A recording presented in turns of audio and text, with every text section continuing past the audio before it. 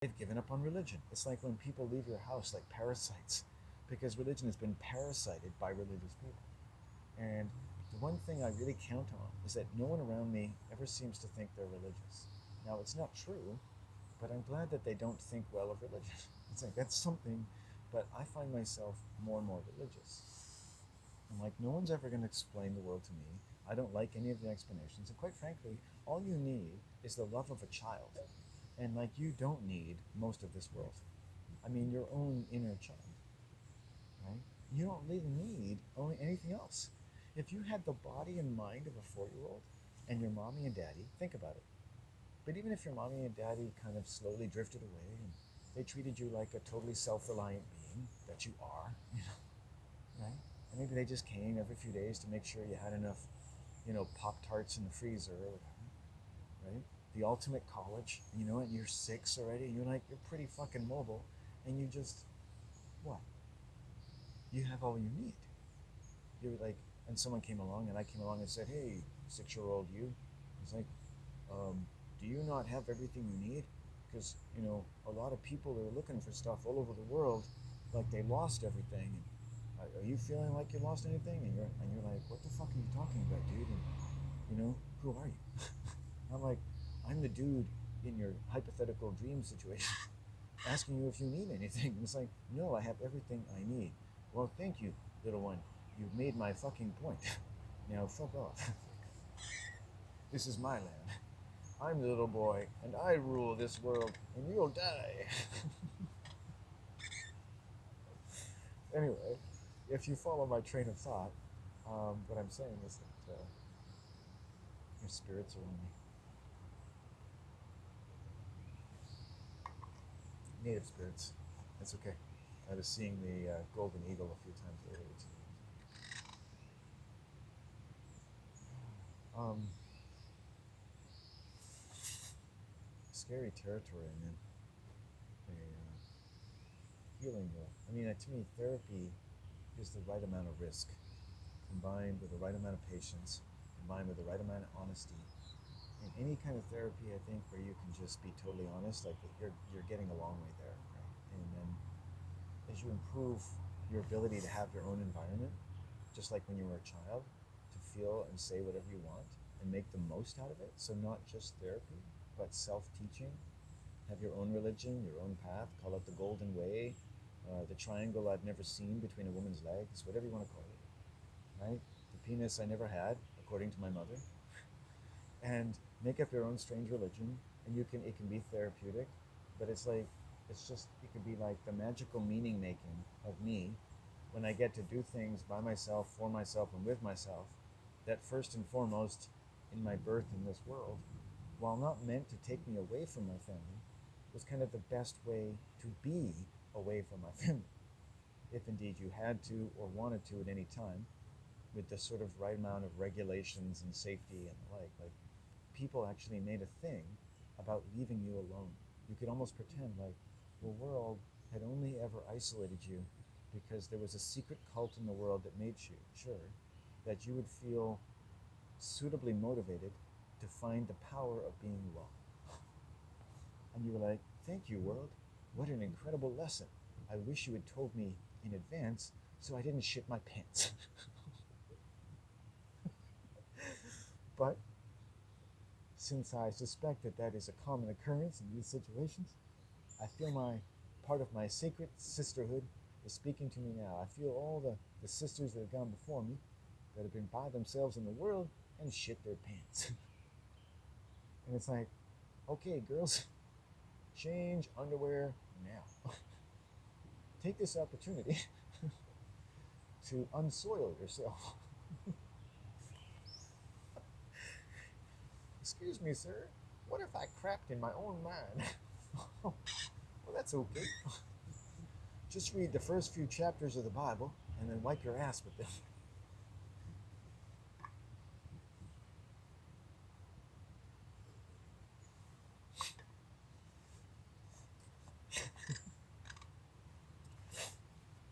The squirrel's back. The squirrel is back. She's back. Hello. I was just about to get my peanut butter bread out. Do you want some? Okay. Okay, so a little body movement, they didn't like that. Okay, I'm just going to get my peanut butter bread.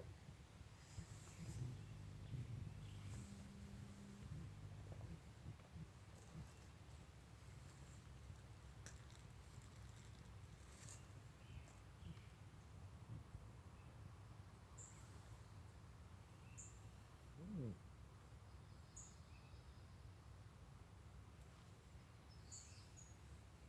This is good. Can I put it down there?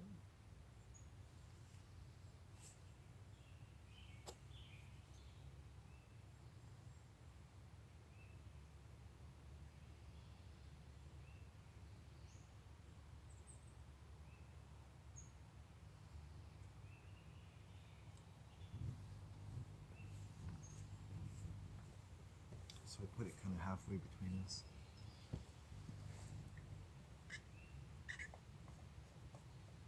I looked up to see if she could see where I was putting it, and she's looking at me.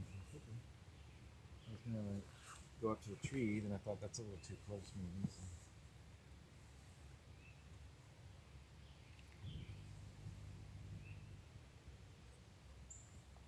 It's weird because my body actually feels dislocated right now.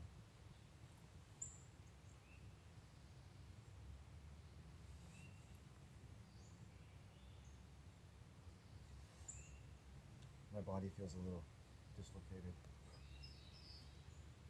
That'd be a good title for my memoirs. Dislocated.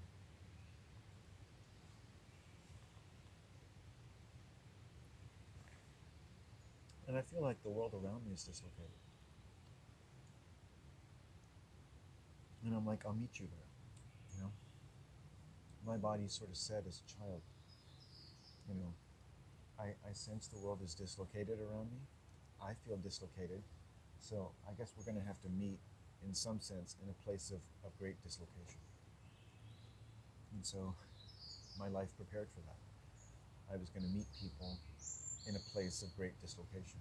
And I'm going to have to meet you there. I have to make peace in that place. It's a place of great war.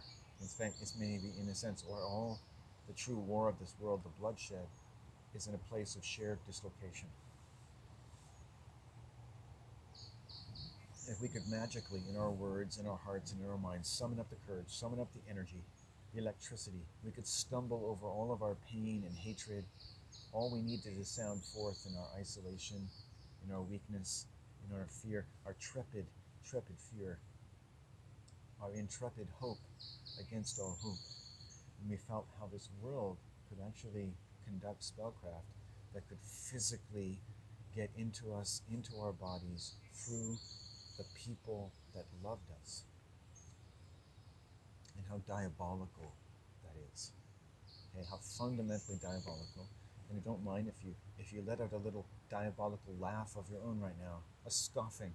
But make sure you scoff at the evil. Don't just scoff at me. Scoff at any pretensions of the like. Scoff against the idea. Scoff against the force. Scoff against the arrogance. Scoff against the grueling scream of that thing which has just been exposed to the Son of Man. And it's screeching with pain. And just hold the lamp of Odin with me in the place of dislocation and let peace begin to spread. When we direct our energy in the right way, we win the war. We win the war, my brothers and sisters, and peace wins the war. It is not the result of the war. It should not be the name of the war. It is the end of the war. It brings the war to an end. And we meet in this place of dislocation, and we bring the war to an end with the torch of Odin himself, the torch of the love that you brought into this world. Wait for it, just by being,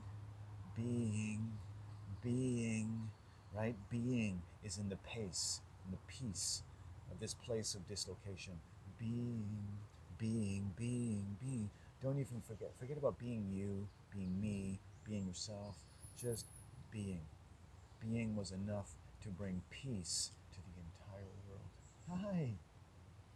Did you find it? Oh, nice. I think they did.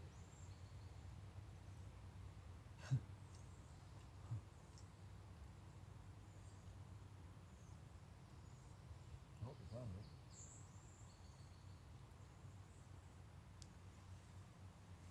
I'm not sure. Oh, there we go. Got it. You got it.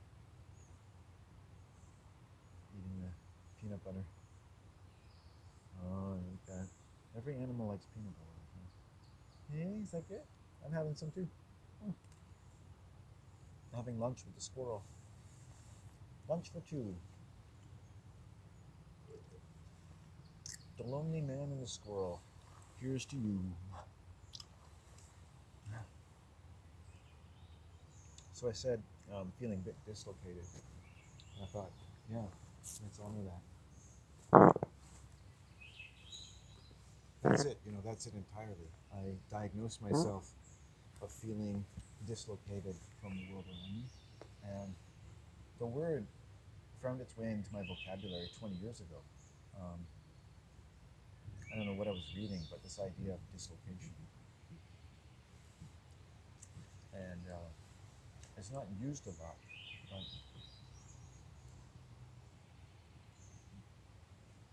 I sense that I'm fundamentally dislocated from other people, and they from me. So to make peace with people, I meet them here in a place of dislocation. I have to be dislocated because they are. We are pulled along by our kindred. Where our flesh and blood goes, we go. Man is our flesh and blood. If man is dislocated, we become dislocated. If your children become dislocated, you have become dislocated. And if you've become dislocated, your children will become dislocated. Where you go, I go. Where I go, you go. And so, if I can bring you here, or you can come to a place of dislocation, where you have been sent, where you have been pulled, where you may have pulled others, and sit with that.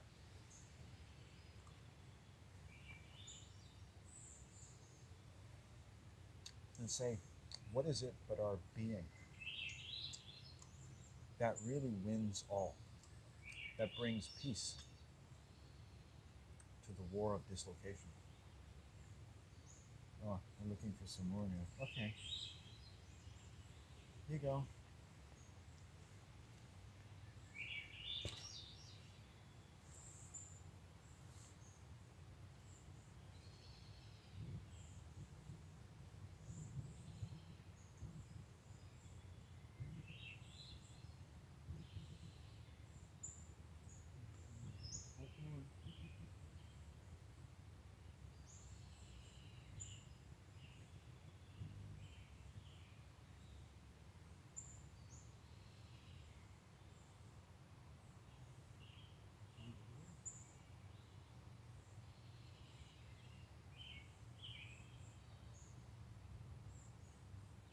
Left it over there. Here we go back there. Hey, left it over there.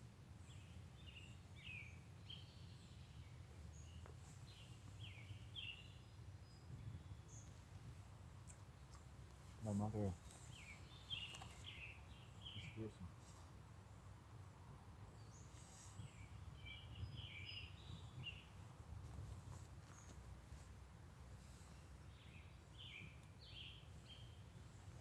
A force of nature. She does not judge my character accurately. She doesn't judge me accurately. So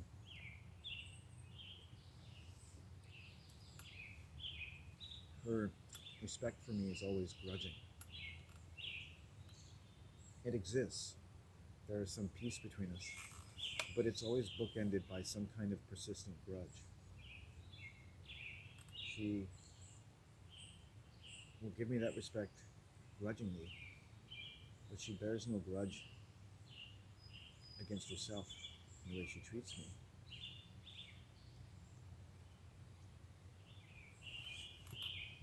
She doesn't begrudge herself the opportunities to be very cruel. So, that cruelty, I hope, is something that can be worked out of the system.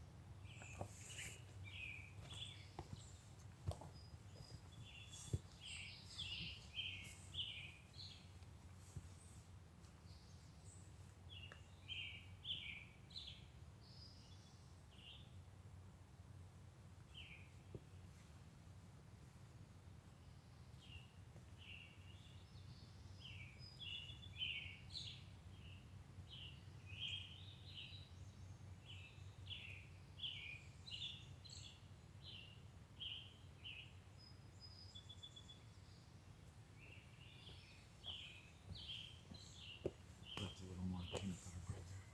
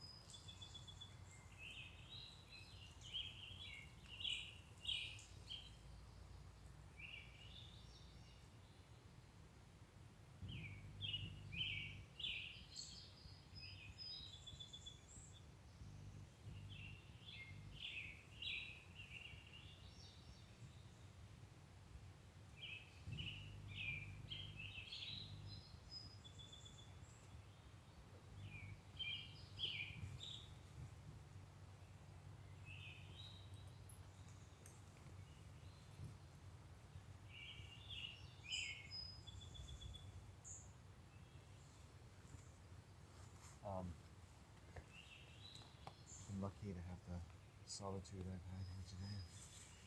Also have peaked in me many sour grapes in human beings. It seems to me that it seems in a very, very sure and unequivocal way that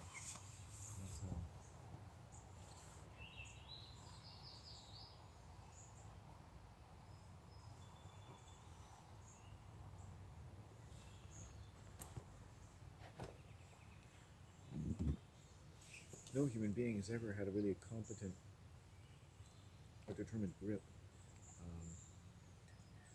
on being consistently honorable toward me. And maybe I am someone who likes to fancy he knows what honor is. I remember, in my life, like my coming of age was really just learning to say things like, my father is dishonorable. And the first time I told a guy, he gave me a ride in his car to Mission, near where I lived, and I said something, because you didn't usually, get to say much about your father or mother, honest, perhaps. And I said, my father is a dishonorable man. It's like, that's a hard thing for a young man to say, like, truthfully. My father is a dishonorable man. I had not yet conceived of how my mother was a dishonorable woman, and that women basically were very dishonorable people. And it's like, they scare the hell out of me. Their ability to act, to bring up their energy, down their energy. A lot of their theatrical arts, a lot of everything really is very much suited to women. Faking crying. That's a very female thing.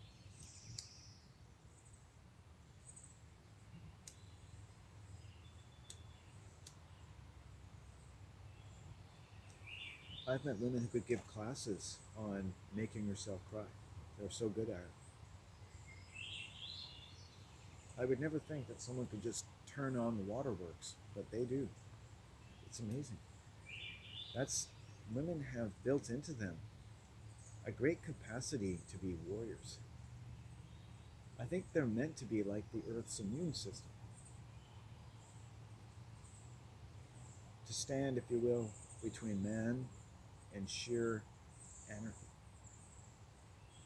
And they've been turned into the mothers of anarchy.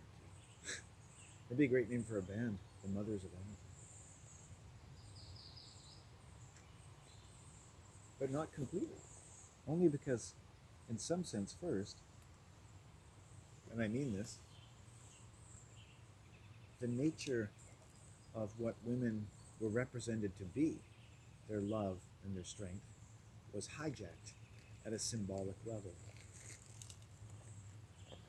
And this is one of those things which you never hear very much, and almost seems like we're not allowed to say. It's like, before women became whatever they are, and hopefully if you're a woman you can be whatever you want to be, but to me, you're a lying cunt. So it's like, women, I've spent my life putting you on a pedestal. It's like, all you do is rape me. No more rape. No more rape. Stay away from me. Oh, but I love you. I want you.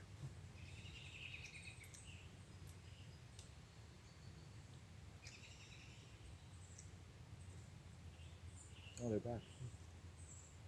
All right.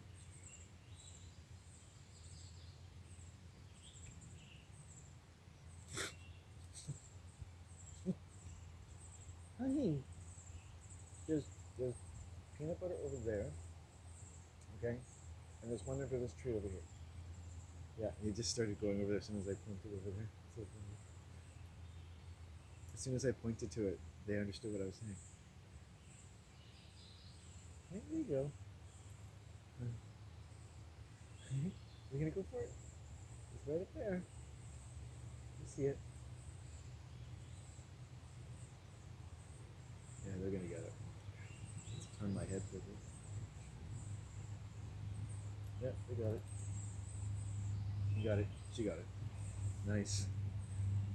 So they totally understood English. No problem. As soon as I pointed, I said, they didn't quite hear me, but there's one over there too. I've had a better time with that squirrel the last 3 days than all of you women put together. You're mean. You're mean. You may not like me. You are mean. You have been forced to take on the dark arts at a very young age, but you were never introduced to witchcraft in any proper way. So you become these crazy witches. Black bitches, basically. The art of portrayal and acting and manipulation, it just comes natural to women. They know exactly where to get you. I've met women and like they have knives coming out of them as they talk. And that's just that's when they like you. And it's like, that's just when they like you. And you watch what they do to people they care about. The father of their children, and the way they talk about them and to them. It's like, they just treat them like they're nothing. It's like, guys like, I came to the ocean. Like, he was kind of a hippie dude, right? He was telling me, like, I'm going to caricature him a bit, but he gave a very sobering and simple account of, he was on LSD or mushrooms, and he said, and I came to the ocean, and I knew that I loved my mother, and I needed to go home to my mother. And it was like, I totally got this dude, right? He found the first man in his life he could ever tell that to. And his stupid fucking wife was sitting there going, oh yeah, whatever, I don't like drugs. They're stupid, And just dismissed everything he just said. Right? Now granted, he's the stupid cunt who married this woman. And his mother is an incredibly abusive woman by all accounts. And this was what I encountered throughout my life. I would tell women, friends or women who wanted to have sex with me, I would tell them about these sacred things in my life, right? And they would just eat you alive. Right? You've become the very thing you hate the most.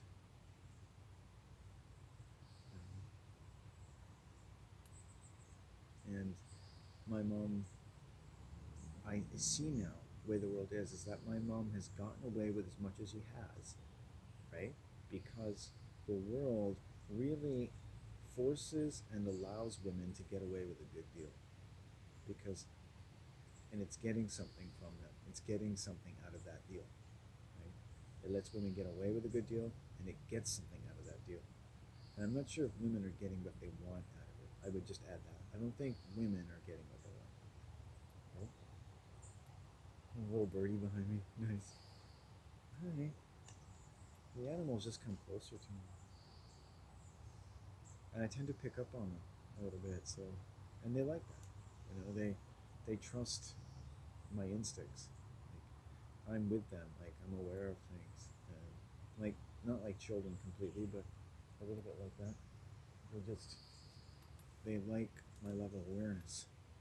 I notice things. I notice them. Like if I was around my children, I could probably do what I'm doing right now and just look up and make eye contact with them, and go back to what I was doing. And you could just they would stay within. I wouldn't go to some office somewhere and close the door and say, "Leave me alone." Right? That's the wrong way to treat your children. Right? That's the white way of doing things. Open the door, let your children come in and out, say hello, talk, you know, or come out into a nice wide room with a big fire and let them play, and you can sit yourself right in the middle. Okay. Like the guru of all their future peace, saying, whatever you do, sit in the middle of your home and listen to the loved ones around you. Because if you can't do the greatest work of your life around your loved ones, then something is seriously gone wrong.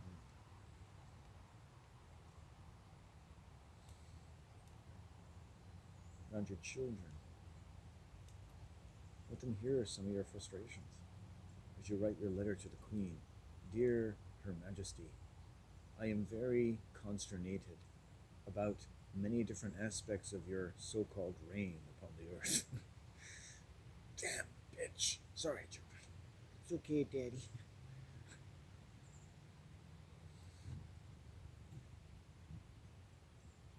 Mommy's in the next room and she goes, watch your fucking mouth. Yes, Mommy. It sounds like a bit of a dysfunctional home, but very disturbing. Very disturbing. Um,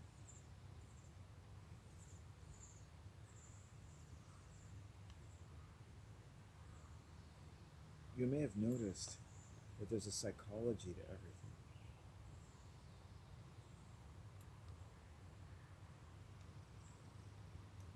There's an electricity to everything.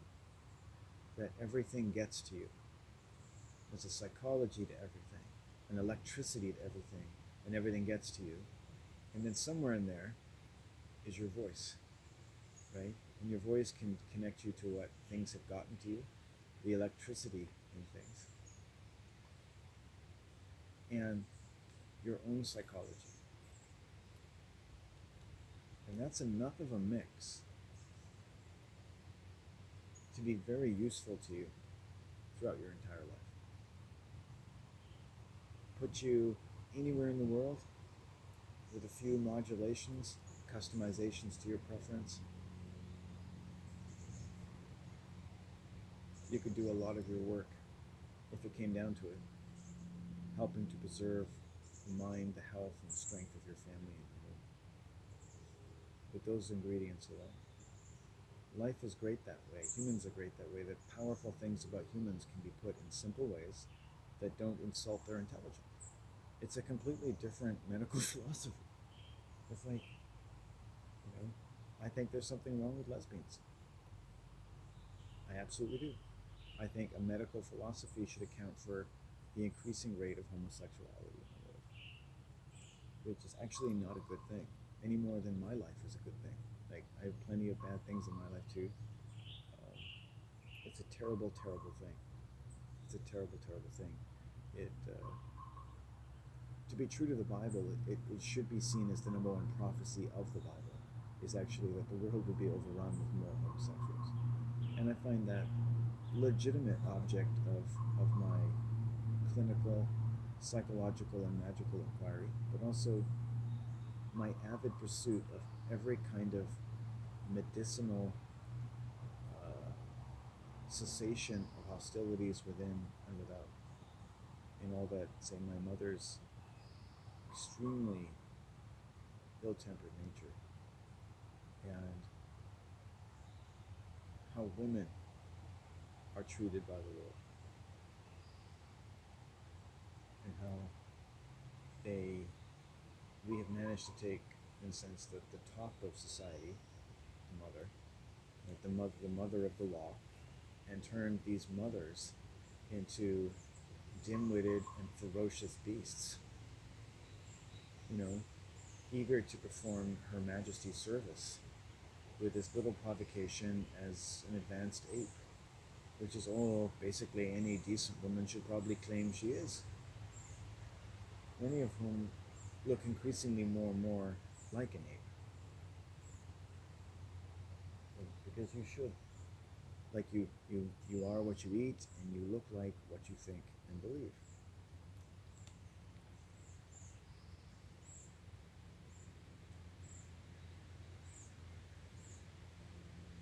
So the sun's coming out. I think it's the first time today, so I should honor that. First sunlight of the day.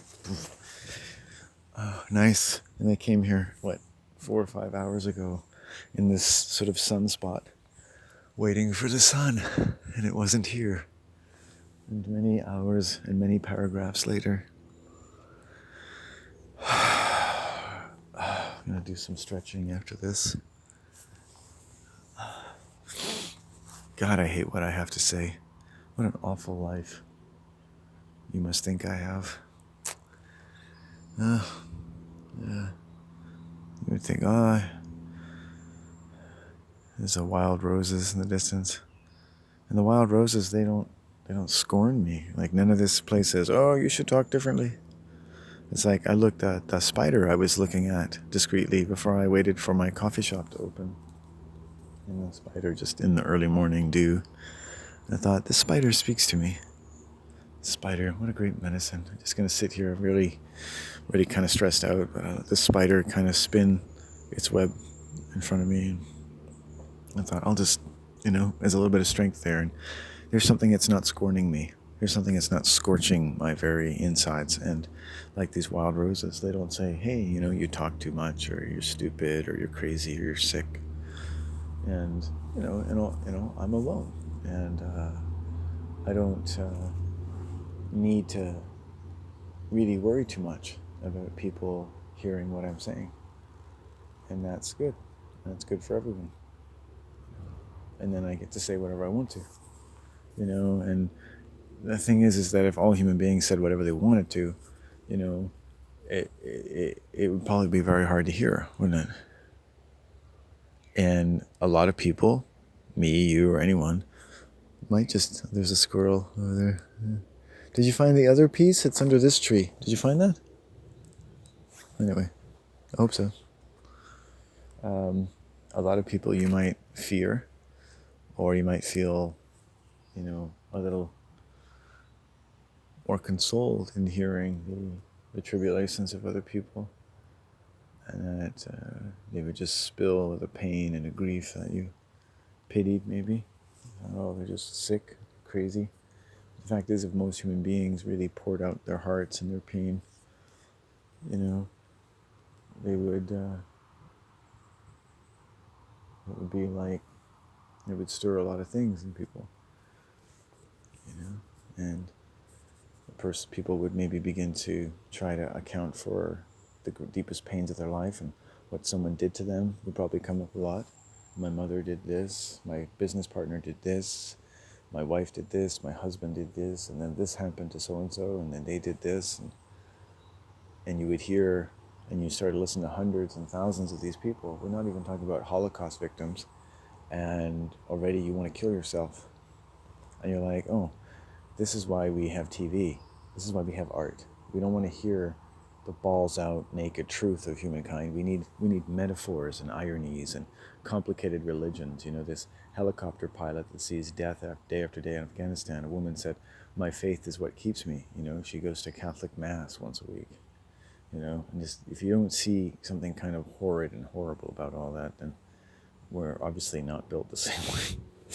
But, all fairness, like she's talking about, what she earnestly calls her spirituality, but I see, feel, hear, taste in every possible way, with all due discretion and respect, some very, very awful things comprehended by that statement alone in that situation. But to confess, or to hear the confession, the balls out pain of people, like, wouldn't that really bring all wars to a halt? Like my fabled testicle electrocution experiment, the idea of parents' genitals being electrocuted essentially whenever a computer detected any unnecessary distress in a child's brain. How quickly everything would change. If we just heard everyone's pain, everything would change. You wouldn't even need to electrocute them. You'd just be like, no, just keep those fucking clamps safely away from me, because I'm willing to tell you all about my pain without you having to electrocute me. And then it's like, oh, peace would come out of the room. It's like, it's okay, but people are gonna hate me if I tell them what they feel. People are gonna hate me. It's like, do you really think God is gonna kill you because you hate men? Right? Should women feel guilty for hating men? Should a rape victim feel guilty for hating men? Now, rape victims, we're talking about women, rape victims, not all, there are going to be a lot of them, people they knew in their family context, in their work conflicts, in their profession. And they're like the gunshot to your fucking heart, with concussions that go on through your body and your mind, morning and night for the rest of your life. All of the different people who played all the different roles in what amounted to the utter fucking sexual humiliation and utter tremor, terror, and murder sent into your blood to circulate day and night, and to never be purified thereof by all the beats of the love that you first gave to the world, right? And you say to a woman, you're not allowed to hate men? Fuck you. Fuck you. Every woman has a right to hate anything with testicles in this world. That happened once, it would be too much for me. It's disgusting. There's murder. There's death that lives in me, right? If that can be done to a woman anywhere, it could be done to my daughter, right? There was a fucking lesbian that touched my mother and found a homosexual to touch my mother inappropriately. They are regretting that this day. But in my family, we don't hurt people. All they've been allowed to do is to let some of their fury out of their mind and to go their way in peace, right? And to fear me and my family just enough to make sure they never have to see me again, which is, I'm sure, something they should never have to endure, and nor they. But, and it's like, it just takes time, like the natural way, right? Because comprehended in our griefs and in the natural hatred that victims of sexual violence, sounds such an easy thing to utter, a victim of sexual violence. And all the victims of sexual violence, they don't even know they're victims of sexual violence. It's like, if you got as much information about sexual violence every day as you get about the news, the world, and all the bullshit of America and wars and stuff like that, the world would fucking completely change in a week. People would be like, fuck, we've got to stop this, right? And so the world has its entertainments, it has its diversions, it has its many claims upon your labor, right? Think about that. See that in your mind again. Rewind that and listen to what I just said. It has all those things, right? Slow down. Think about what it costs.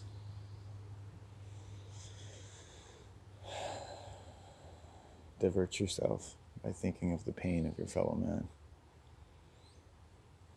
The rape of one woman. And that how so often it's someone you know, it's people you know. And that all these people, in a sense, are playing roles at an electrical, psychological way. Right? It's electrical, psychological, it's physical, it's religious, it's social. It's just part of how the world is. It's a good thing that you have the capacity to silence yourself. The same thing that cracks through your mind and tortures your innermost being, blessedly and mercifully steals the scream out of your mouth. And did this slowly. It was almost like everything in life, or everything about those people, or everything about their job, or everything about something about the way you were raised, just at least gave you the mercy of being able to shut yourself up. Because God knows what the fuck would happen if you said something. God would be waiting for you to fucking crush you. You're lucky to even be alive. You deserved what happened to you. You clearly weren't meant for any greater dignity than that. Only people who deserve it get raped, right? People who are good, people who are in loving families, people who are truly loved, they don't get raped. And you'd be right. You are left to get raped. You were never just raped. No one is ever just raped. They were left vulnerable to rape, right? Children who don't hear about how children are raped and how often they're raped. Because, of course, if you told them that, you couldn't send them to school. You couldn't teach them your foolish nightmare dreams of the successions and concussions of human modern development. Your performance-oriented homosexual existence in your theologically crime gulag, an open-air prison for the criminally insane, you call America, Canada, England, Australia. God, it's getting to where I can hear the voices of Americans on YouTube and my ears start to bleed. I just can't stand their minds.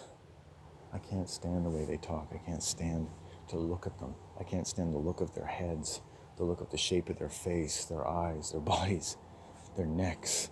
I look at them and I think, I hate the look of you. I hate what you represent. I hate what you believe. I hate the world that you live and breathe for. I hate the victim in you. I hate the stupidity of you. I hate everyone who takes you seriously. I hate everyone who joins you in the rhapsody and the pandemonium of everything that will never ever permit anyone to think about what it means to spend some fucking time on this earth paying attention to your environment and something a little less profitable but a little more useful to human beings when it comes to the peace we all need for the pain we all have. That it deserves to be spoken aloud, and people deserve to know about pains they may not have learned to utter with all the other languages they may have learned. And every violence I've ever seen is a pain that just remains unutterable. It stays with people. And it seems like life is made of this thing in human beings that just pains everyone and then stays around forever. And people are left in the short span of their lives, by comparison, to maybe occupy themselves, maybe derange themselves, maybe delude themselves by grazing their eyes over these different ways of trying to fucking understand the electrical fucking pandemonium of concussions about who gave whom what pain and how that relates to you, and the pain that goes around and the pain that no one names, and all the pains that everyone seems to be able to cure, and all the pains they take to tell you that your pains are nothing at all to them because their love and their creator or their fucking magic mojo will take care of it for you. And then all of a sudden, when there's money to be made, everyone knows and wants to know about your pains. But they never ever want to know about your pain, because everything they do to sell their ability to solve it has never any take great pains to even know what the fuck they're talking about, because they never want to listen to their pain or your pain, right? And maybe they're complete psychos, and maybe there's just so much fucking pain that nobody wants to fucking listen to it. It's next to impossible to keep them from trying to sell you some fucking solution to pain, even at the risk of hurting you more. Because everyone who's ever fucking raped me seemed to fucking have any solution necessary to all the pain in the world, but never any solution to the pain they gave me. Right? And so really no solutions at all, just delusions. It's amazing how many people's hard-won solutions to the problem of living are delusions, complete delusions. And the powers, the almost electrical charm, the sort of complementary intelligence of those beliefs and how much they are favored by the environment and tend to elicit from people almost more trust than I ever could. And getting the trust of people, right, seem to be getting the trust of people, really, whether, and grooming populations of people whose trust could be easily won. about the biggest of things. People whom, as not Hitler necessarily said in Mein Kampf, who's also Walt Disney, by the way, most people only tell little lies. They don't know what to do about the big ones, except to believe them. Because you can't possibly believe, with all that you believe, that someone could possibly lie that big to you, to so many people. You say, we could never all be lied to. And you say, the doctors couldn't be lied to. We give them this power, you see, as children. It sort of comes naturally out of the love and trust we give the world. It's a respect, it's a devotion, and there's a certain kind of understandable tendency to want to protect the world from itself and say, doctors couldn't be lied to, the soldiers couldn't be lied to, the big people in uniforms when I was a child, the firemen couldn't be lied to, my daddy and mommy couldn't be lied to, everyone couldn't lie to, the people in the neighborhood, black people couldn't be lied to, white people, populations in the 1960s just couldn't be lied to. When you were born and you were a child, there was no such thing as people lying to you, so that obviously no one was lying to you, you know, right? Out of sight, out of mind. No one would lie to children, you know, and if they did, it wouldn't matter, because children don't care. It doesn't matter. The world could be full of lies, but children don't care, so it doesn't matter. What's a lie, after all? What's a lying politician?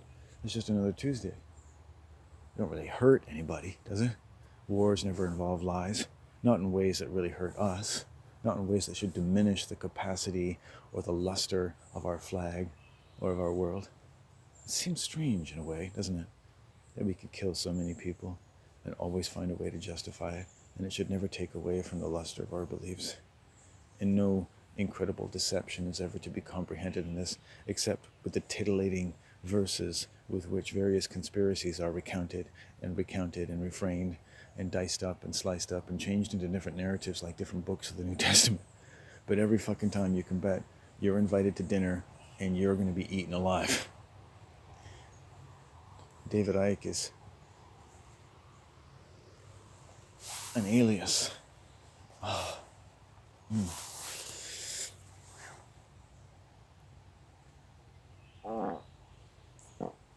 Yeah, body's letting go. That's good. That's all trauma and evil coming out of my system. Given to me from my home, so things are okay. Jesus Christ. And it's like,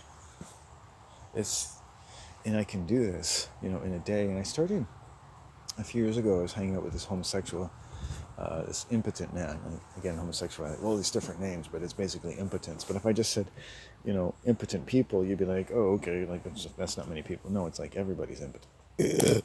Right? The world is a solution for impotence. The world kind of started off as a solution for impotence, and then figured that if you build it, they would come. The world as we know it, modern world, was conceived sort of for people who are all impotent, and they under the belief that if you build it, they will come. And you know, think about that. So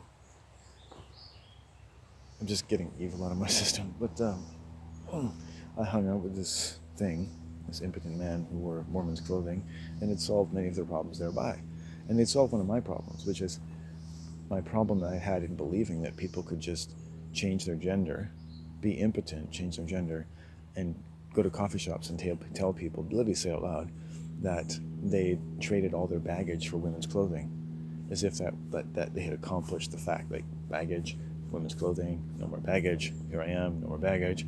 And then you hung out with this person with none of this baggage, and you saw, hey, this is a person with no baggage, and you thought, I'm a little suspicious. I don't think this person has their baggage. So, you know, it's just like, we are being a little creative with the English language, aren't we? You know, it's like calling the Titan III rocket, you know, a little bit of flatulence coming out of the military-industrial complex. That is being a little crafty with words. Morrison. Mr. Morrison. That was my grade 6 teacher, Mr. Morrison. Mr. Morrison. You know, I think I've gone over the years of school to trying to find a teacher that I ever sort of truly liked, and I think it was Mr. Morrison. I've happened to him on Mr. Morrison. He's been my favorite for a while. Grade 6, Mr. Morrison, big guy, Scotsman, mustache, band teacher, I played the alto saxophone, and he did something interesting for me. He was the first and only male who took an interest in me and knew how to treat little boys, had a competent care and consideration for the psyche of a boy my age.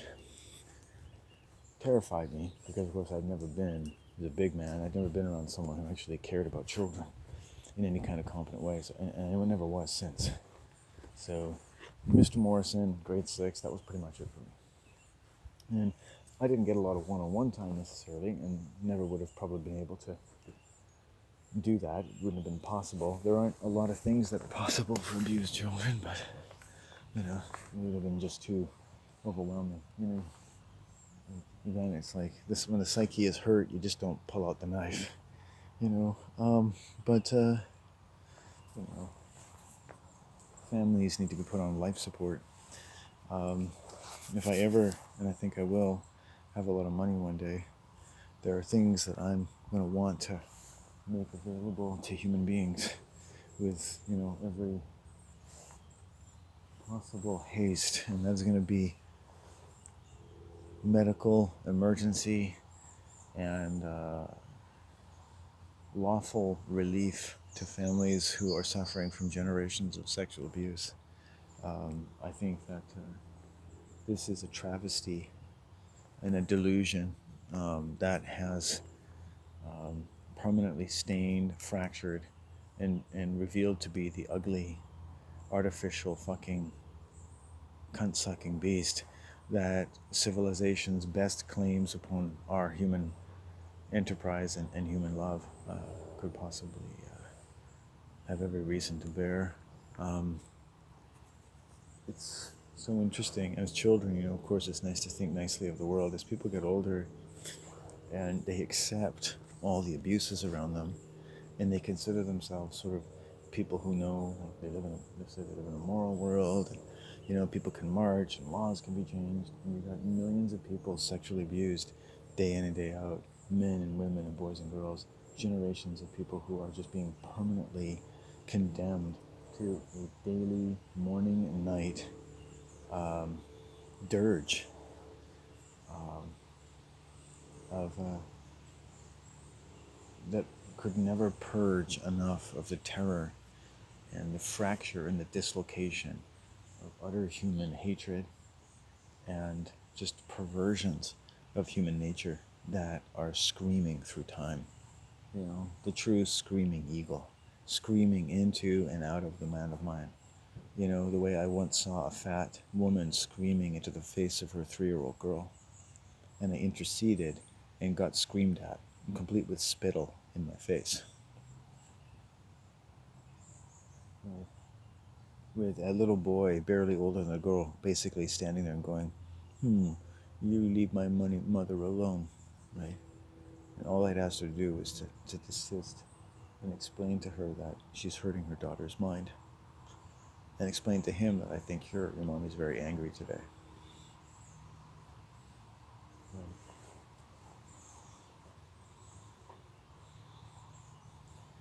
And that's how that mother treats her children in public. And of course, she's 350 pounds. She's probably a feminist, right? And as long as we live in a society where families like that are not given relief, I don't want any part of your society. I don't give a fuck about your society. I don't give a fuck about your socialized beliefs, your fucking religions, your fucking wars, your entertainment. I don't care what fucking bike or skateboard or what trick you fucking learned how to do, right? Right? You've got tons of people watching you, or tons of people that fucking care about you. Clearly don't need me. I got other things to do. Would you want to spend a few minutes giving a fuck about the human race? You've got all of my attention.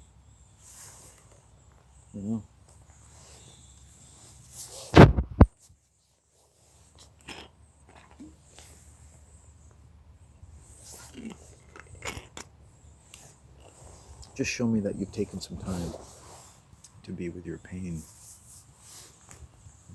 Moderately.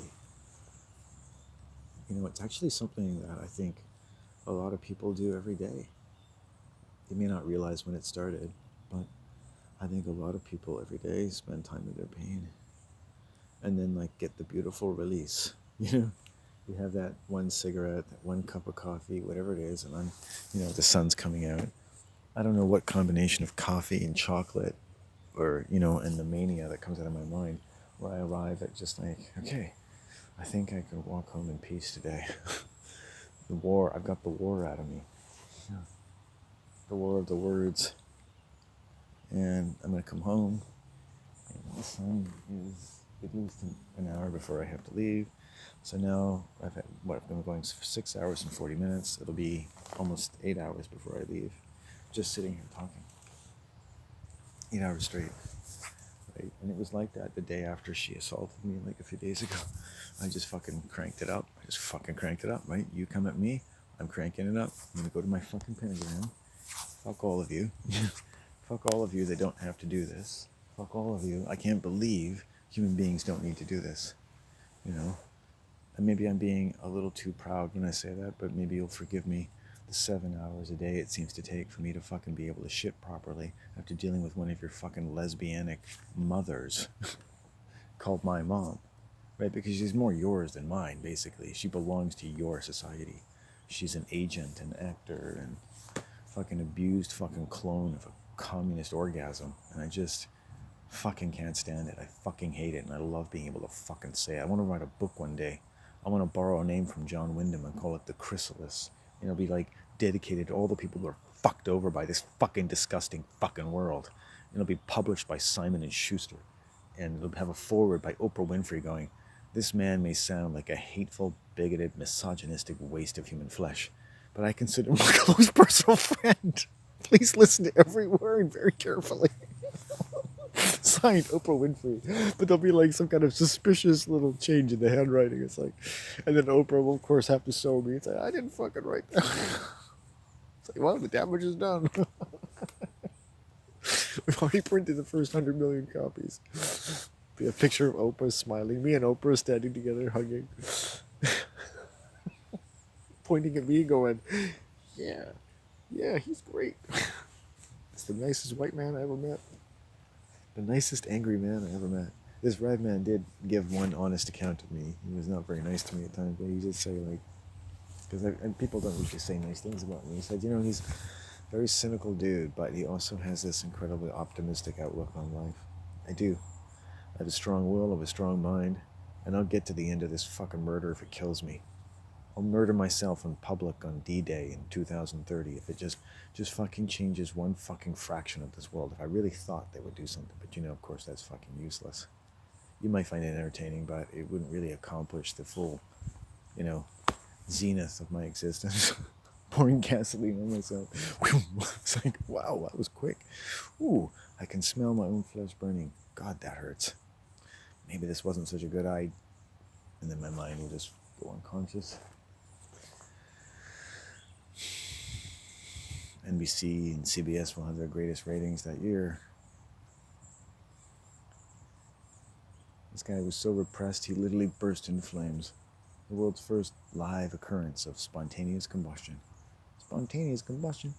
That's not spontaneous combustion. That white boy just poured gasoline on himself. Yeah, well, that was edited out. All you see is him suddenly bursting into flames. Bursting into flames. It's interesting to talk about like homosexuals flaming and people bursting into flames, but this is actually a better description of what happens when you're sexually humiliated. It's that the blood in your veins actually turns on fire. A lot of like the homosexual lingo, like being on fire, burning, flaming, is actually what happens when you're humiliated. It's like it's describing the experience of a rape victim. Right? Is the metaphors for being homosexual. Right, and then they call their week of celebrations Pride. Right, to me, like pride is the opposite of feeling sexual humiliation flaming in your blood.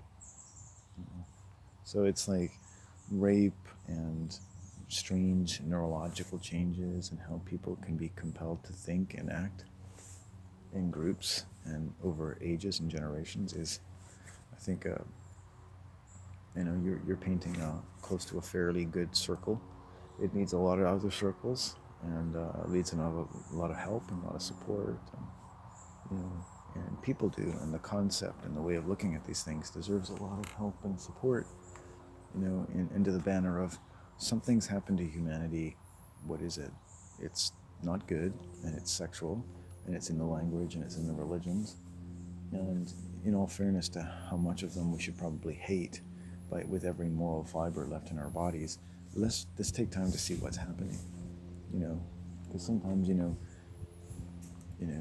you have to come back to the efficiency of your time. Just like a warrior, you just can't just. He's only got so much energy. Your mind can only do so much at once, and it's like I can't walk around and convert people to sanity for the rest of my life. And it seems like that. And I'm not even particularly sane myself. But, I meet enough people to know like they don't really think about anything. And you meet people who've done a good deal of thinking in some respects, but their minds are cracked. So, they're never going to do anybody too much good because, most people, unlike me, are not going to be able to spend that much time with them. And they, of course, always insist that everything to every emotional and delusional degree of their mind is absolutely accurate for all time. But there are strange omissions in how they account for the evil of the world, and the solutions they propose for it. Like there's a man who lives in his car, seems to hate the world in general, and his solution is to someone to give him money so he can build an island or a space station and, invite Elon Musk to come suck his dick on a regular basis, It's like, huh.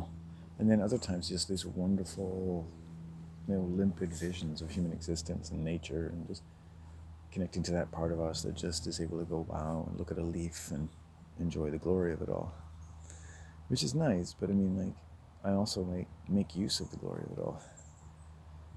Feeling a little weepy. Feeling a little something come over me here. Stress, just pure stress. Just releasing through my body. And then I'll probably release a crap in a little while too, just stress. It's literally just leaving my body slowly.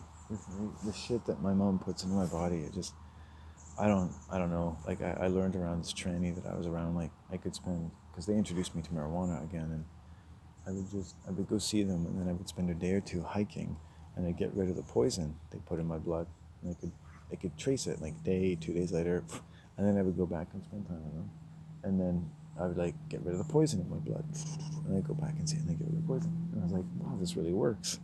Do.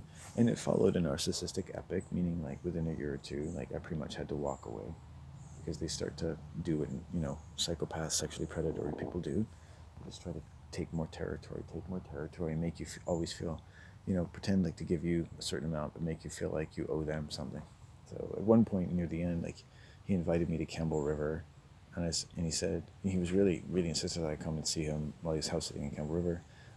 Take the bus, come up, I'll drive you back, or I'll pick you up and take you back, and then it was like I'll drive you back, and it's like, and I ended up going, and I ended up as a guest buying all the food for the house for several days, taking him out for dinner, and paying for my own return trip there, and I live on welfare, and the cool thing about me, and I managed to write like about a 400-line poem while I was there, enjoying the environment, and they didn't give a fuck about what I was doing. If they can't pull out their guitar or tell me something, they don't have a fuck. I'd listen to hours and hours of him singing, his lyrics, his poetry. Who give a fuck about me, right?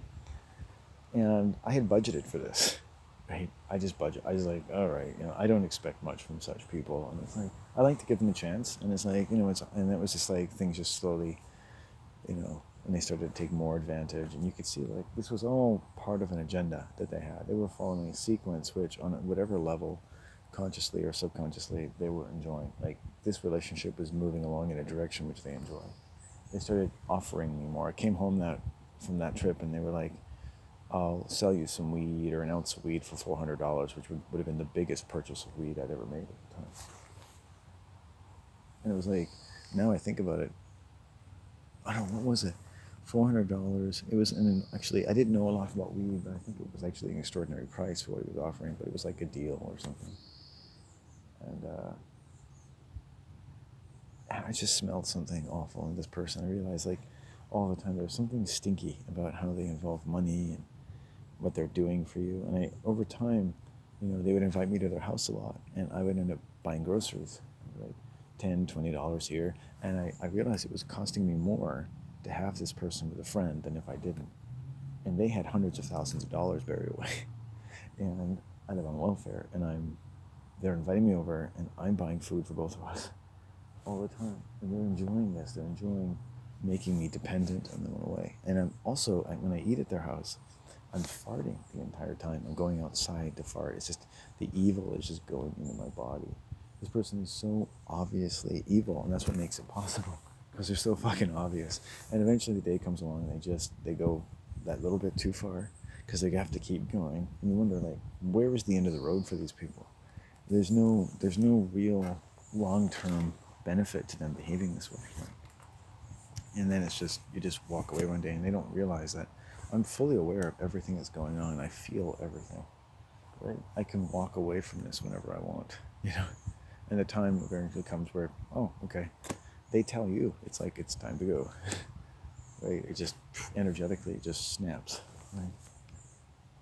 It's like, and it's usually the first time you say no, and that's the end of it, When no uttered once about one thing can end an entire relationship, you've been in a relationship with a sexually predatory person. No.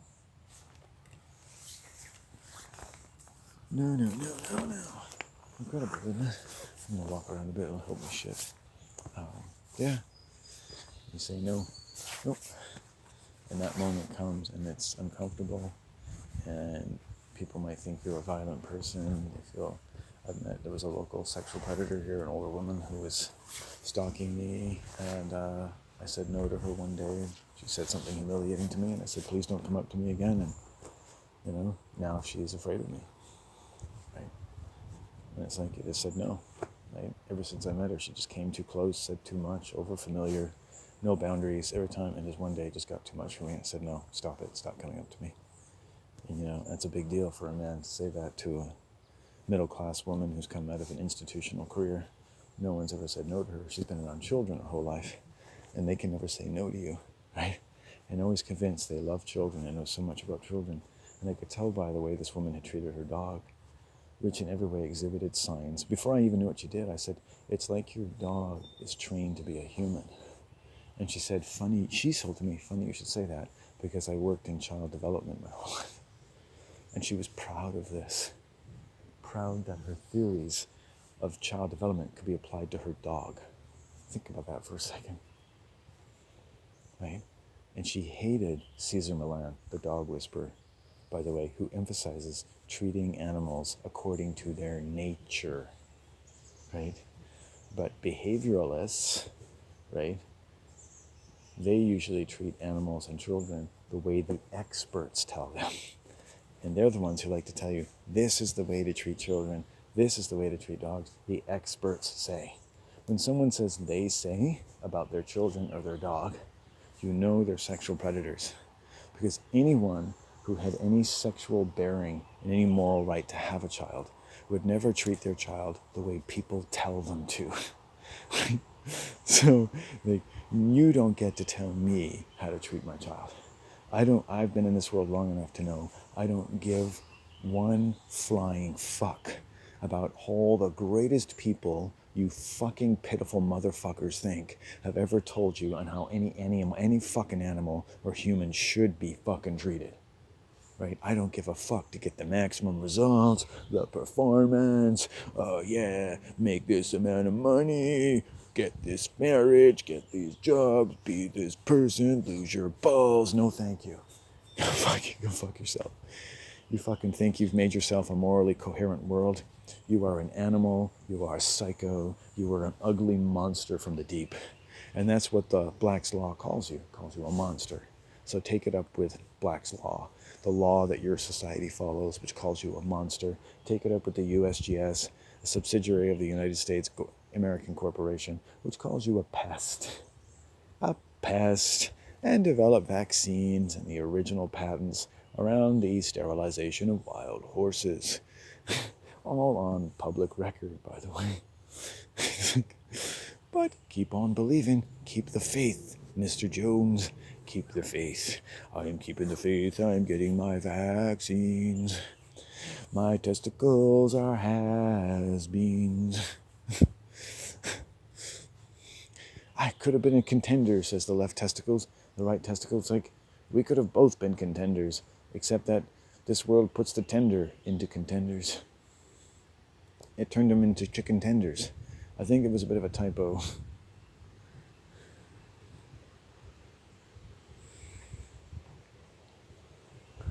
I live near the United States.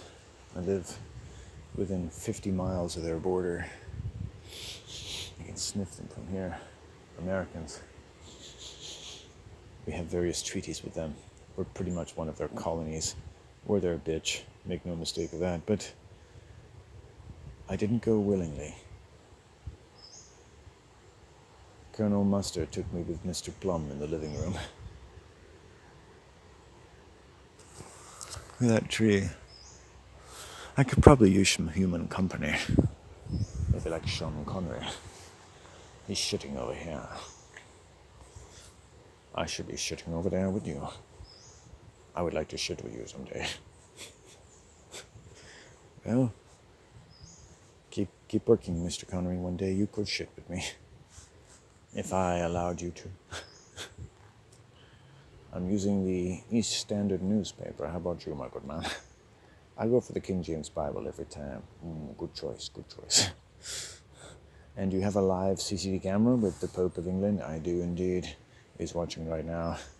Let's see, let's take from Thessalonians 3, chapter 4, verse 16, where it says that he who wears the mitre on his head is sure to be the number one faggot in bed with the devil.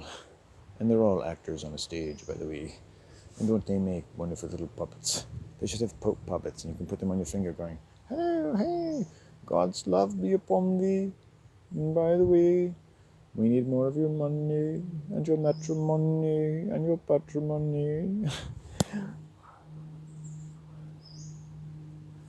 God and pain and money are the same. God and pain and money are the same. God and pain and money are the same. God and pain and money are the same. Take the money out of matrimony. Take your mommy far away from them. Peel your dad away from wars of doom and death.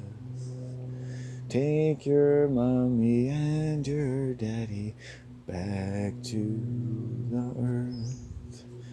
Allow the words of purest birth to speak, and out of places where these people meet, and from the greatest fracture, the peace that we had simply been.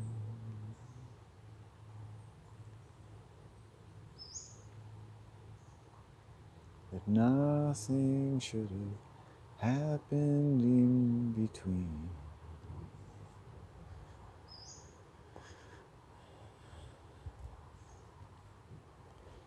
So much of this world is not on our side, raised as though it is, to think our enemy is our friend. And then one day, we're led to believe our friend, and perhaps our truest friend yet, is our enemy. And if no woman has ever raped me that did not, in some sense, have had conceived in their mind some considerable notion that I am their enemy. Their enemy floated from one man to another, one time to another, because the fight wasn't finished yet, and it never would be until these women could find and say the name of their enemy. But instead of that, and frustrating as it is, and divided, their loyalties have been to bring their mind to bear, like a stereoscopic focus upon the sounding out of the name, the flesh and blood of a heaven and an earth where they could say the name of their pain, the name of their enemy. And it is elusive, and the mouth works in the anger, but it's so hard to say the name of our enemy. How could our enemy be our mommy and daddy? How could our enemy be our uncle or our cousin? And our loyalties become divided more. You don't want to say the name of my enemy. And then all of kinds of things, then that energy is used to declare all kinds of people our enemy. And to allow our mind space to be used to extort confessions from people. I've never talked to a Christian who had not, in some sense, mentally already, just the way a rapist has mentally already raped you in their mind. A Christian has already deprived you or extorted from you a confession of some considerable decrepitude, some considerable lapse even in your own intelligence, a kind of demoralized intelligence that it would almost have to be the case that you were forced to endure the depraved mind of a Christian. It would seem almost to serve as the greatest possible evidence that you are in hell, and in this place, Christians are people that actually can help you. In this completely distorted funhouse mirror world, they're not people who are actually torturing you and using witchcraft to insinuate a kind of Jesus figure or soul into you, to ensoul you so that they can enslave you. Which is why the soul by nature is always enslaved. The soul is always suffering in purgatory. The soul is always burning, burning, burning, flaming, as they say in the homosexual world, flaming, right? On fire. No one is ever following God, but they are on fire for God, right? Right? You get crowds. Oprah and Hitler could both get crowds on fire, on fire, yeah. But they're doing it as an actor, and they're doing it part of a family and a world craft, so it never really goes too far to their head. They don't suffer from their craft in the way that one might. You know, comedians go on stage and they use that as like a therapy, and they have all kinds of mental problems. But people as part of a family and a craft, the Seinfelds and the Adam Sandlers of the world, they never really seem to lose their shit because they're part of they're supported by a craft of public management, right? The overarching craft, in fact, of their particular performance and talent and so forth. So they're couched in these roles, and they get all this adoration, but they have a lot of range and liberties because everywhere you see them is always staged and surrounded by people who are obedient to a certain image that is being projected. So increasingly in the 21st century, actors weren't just people on the screen or people whose exploits you read in a paper or heard on the radio. They're now people that are interviewed off the movie set, you know, out of the lights, in the sober lights of a kind of common day. You get to see, you know, your favorite actors interviewed, and yeah, and, you know, these are all very staged and scripted because they're communist idols. They're part of a communist system designed to manage people's minds. Like, a good deal of your government actually is the entertainment industry, right? Which in a sense you're flattered by, because obviously people have taken extraordinary lengths to manage you. It's like, what is it about you? And do you feel like a sort of Stockholm syndrome? You love your captors. Like, God, they surely work hard, don't they? Like, the greatest thing I ever really commanded my loyalty for my parents to this day is like, God, they worked really hard for me. They didn't do much else, but they sure fucking worked hard, and they made it 10 times harder for each other. And I'm pretty sure for many years my mom has enjoyed a considerable immunity from the kind of scrutiny that should have been brought to bear on the way she was treating my father and creating physical effects in his body of the most torturous and searing nature that changed the way he was able to take a shit for the rest of his life. Right? So everything kind of bad about my father, in a sense, probably allowed him to not be murdered by my mother. And it's like, that's quite a hell of a thing to say about your family tree. And it's like, if I hadn't lived with my mother as long as I have, I wouldn't know that. So I get some knowledge out of it. Like, my walk of peace in this world is not going to be because I shouted down my mother. Yeah. I hope that she can live long with these delusions, right? Because they have a way of creeping up on a person. You want to live long, you got to clear the delusions out of your life. And the delusions aren't the weird spiritual delusions of the general malaise afforded by the Hindu and Christian religions, and the malaise and the torture, which all of these claims always seem to rely upon relieving in ways that tend to multiply people's torture. And as much as they multiply their well-being, they multiply the compulsions necessary to distribute that torture to more people and make out of the solution of their torture a multiplication of the torture of many more people's besides. So it kind of moves like the stress in a balloon. When you press it in one area, the torture moves to another area, right? And it's an interesting way to look at the human mind under pressure. Right? You look at lots of different problems in nature. In engineering, it's about pressure, right? Things come together, and depending on the nature and the direction of the pressure, you can predict what's going to happen over time, right? The combination of compression can create a very stable structure, and it can create a very unstable structure. Okay. So before 9/11, there was a pressure put on people. Pressure. And these buildings had small nuclear weapons underneath them, under the bedrock. And the bedrock mitigated some of the effects that might have been more noticeable above the surface, and allowed some of the destructive essence of the bomb to basically atomize the buildings on 9/11, and pretty much an entire city block, not just 2 or 3 buildings, but actually 7 buildings virtually destroyed. And you get these fragments of information along the way, passed by different strains of propaganda. Right? But the truth does get out. It is placed out there, because if they don't put it out there some way, I'll probably find another way to come out. And better it come out from people that, who are paid by them, state actors and the like.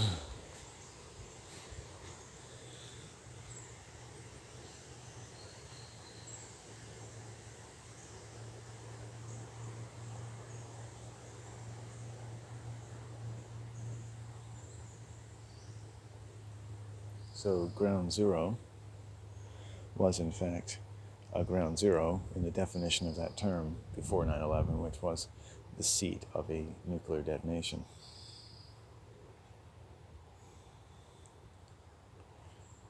So it's part of a massive theatrical operation which has seen an unrelenting war in the Middle East for going on 20 years, a fifth of a century of war from a day of mayhem and deception. So, people don't put a lot of effort like that unless they're getting something out of it. Right?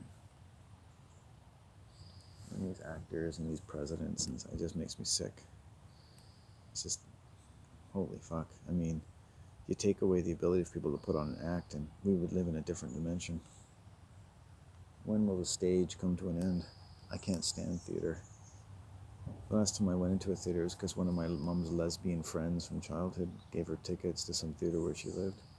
And we went, and it was like, oh my God, this play is an occult device. It was talking about, like, the one that feeds on us from above, and this depraved Irish family, love lost, and grief and anger, misunderstandings lasting 50 years of incredible anguish.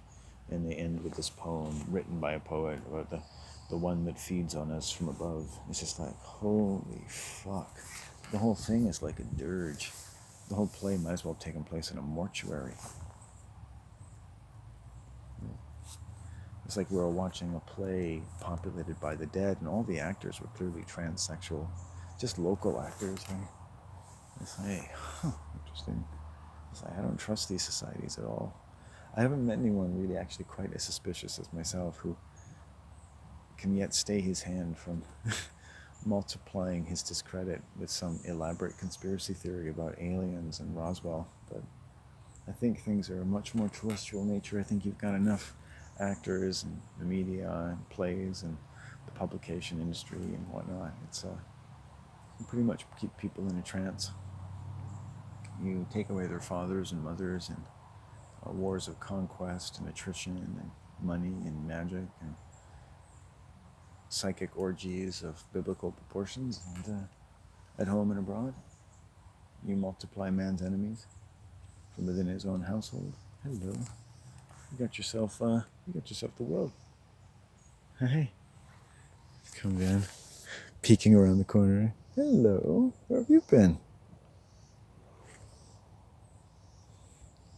There we go. I like that. I'm exhausted. Well, I didn't really sleep fully through the night, and let's see, I got here about 7, so 7 hours means it makes it about 2 o'clock. That looks about right. According to the tree, so it's about 2 o'clock in the afternoon. Holy shit. Speaking of shit, I should be taking one at some point.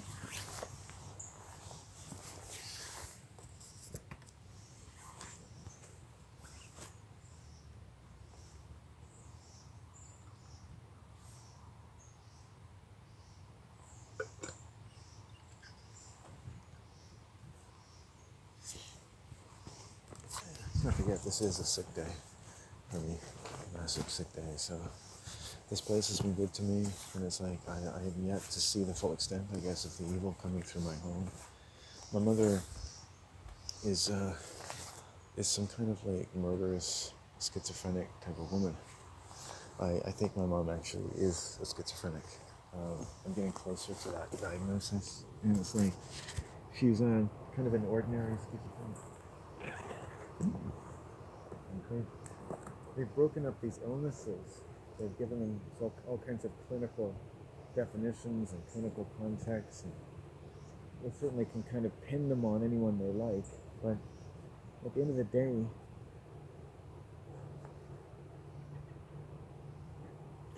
matching illnesses with the people who have them is a blood sport. It's a very complicated affair.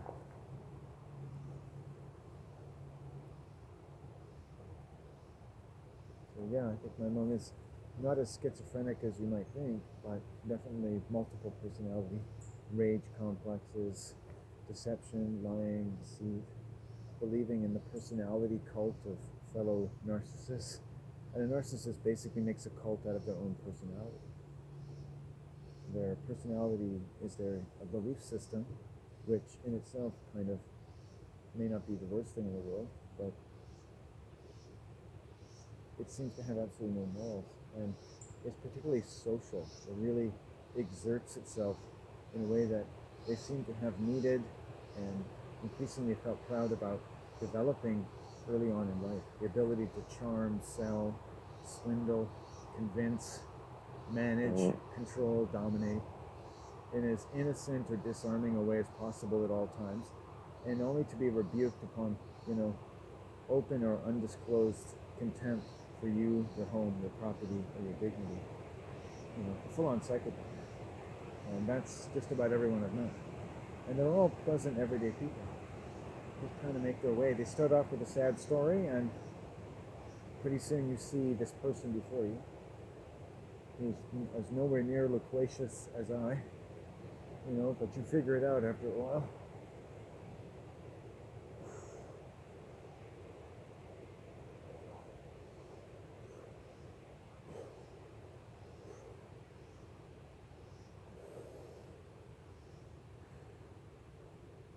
I'm glad I started early today, because if I hadn't, it'd probably be time for me to go right now, I feel.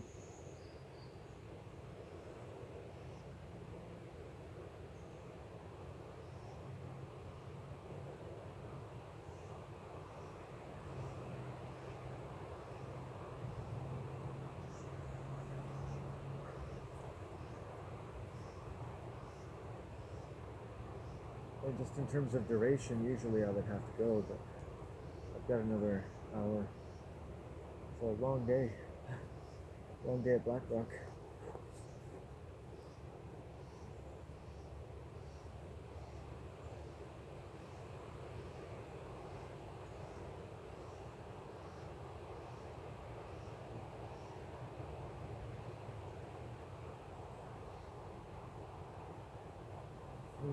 in a sense, in an occult sense, this relies upon secrecy because I need to keep this part of my life as far from my mother as possible. And it allows me, it sort of self-perpetuates a very good reason, obviously, to keep it.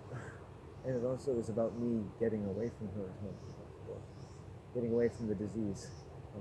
And then, if need be, have a discussion with her like, please, you need to stop yelling at me. And see if she can control herself. Because when you live with someone like that, like, you can think, oh, I can avoid making her angry, You're trying to figure out how they feel. Are they having a bad day? How much wine have they had? Oh, can you talk about this? Can you talk about that? Basically, all I can talk about with her is the squirrel I saw today and the deer. That's all her mind can handle, right? So that my day as you know it for 8 hours, or this video, 8 hours, for my mom, who's a schizophrenic, lesbian, addict, psychopath, sexual predator, pedophile. I saw a squirrel and a deer, and that sums up my day. Now, I learned over a long experience that if I try to elaborate, she becomes to get aroused, predatory, and violent. And women like this, and I've met many lesbians, known them, they tried to love me, they didn't love me, whatever. Their arousal, their hatred, their need to feed, and if I start talking about abstract things that are true to my heart and to my nature, they become distracted, dislocated, angry, or a combination thereof. They just start to feed on me, tell me to shut up, talk over me. Are you still talking? These types of things. It's like, I could care less about this part of you, And it's like the robot psycho mind just like has no programming for that. So in this way, I know myself, my mind, as someone who basically makes psychopaths look like psychopaths, which is why a lot of them don't like me. You put a lot of people near me and you'll see how much of a psychopath they are. Right? And I won't even have to open my mouth, right? Because they'll just, around me, they'll just self-illuminate. Or they'll just won't come near me. You could have like a camera, invite known psychopaths just to come and stand with me here, and they would self-flame. I could just sit here. It would be terrifying, but I would just stand here and, they're scary fuckers, right? It's a part of a lot of people, a scary motherfucker. Just self-flame, just come right here, self-reveal, Tell me what a psychopath you are. Let it go. Right? Tell me about your greatest beliefs. Tell me about why you dislike me. Tell me about how you don't need to know anything about what I'm saying to know that I'm full of shit, and everything you'd like to do with me. Tell me about why you'd like to fuck me. Tell me about why you know me better than anyone in the world.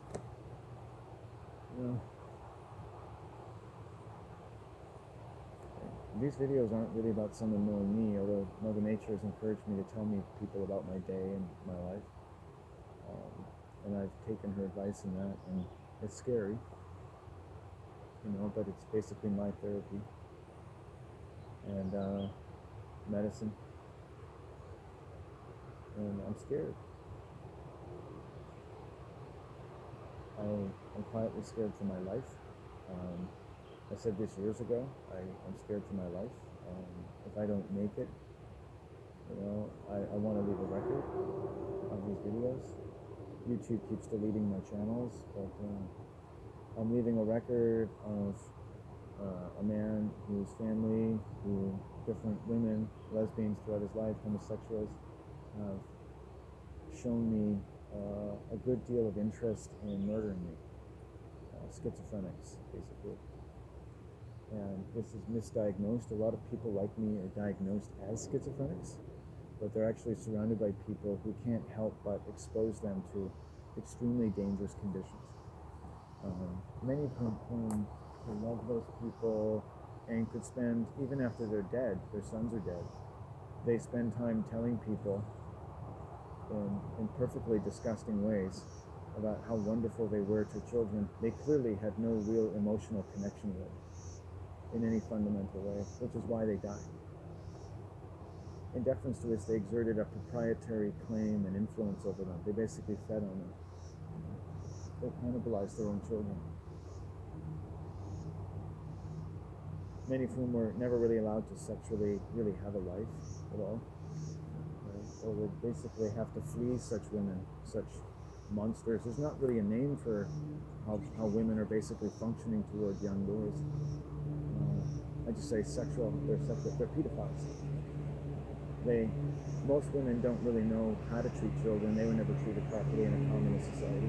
They're made to perform. Between 9 and 15, most women kind of have growth hormones. They go through all these changes. They become emotional.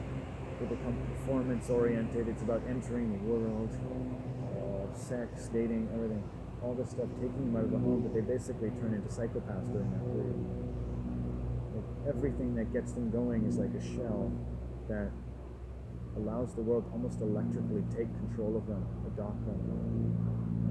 They're showing pathways in the world where things they've learned under extraordinarily stressful circumstances now become rewarded, as long as their training, in a sense, is continued. So the training of sexual abuse as children becomes compatible if they can find their way with a lot of every type of training they'll ever do on a professional or spiritual level. It all validates things in a certain way. I've never met a person who basically wasn't trained to ignore what I'm saying, because everything they're trained to do had nothing to do with acknowledging what's happening to human beings.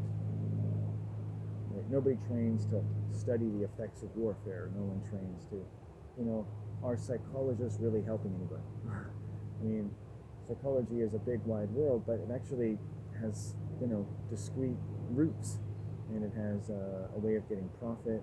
It has an interest in its own reputation.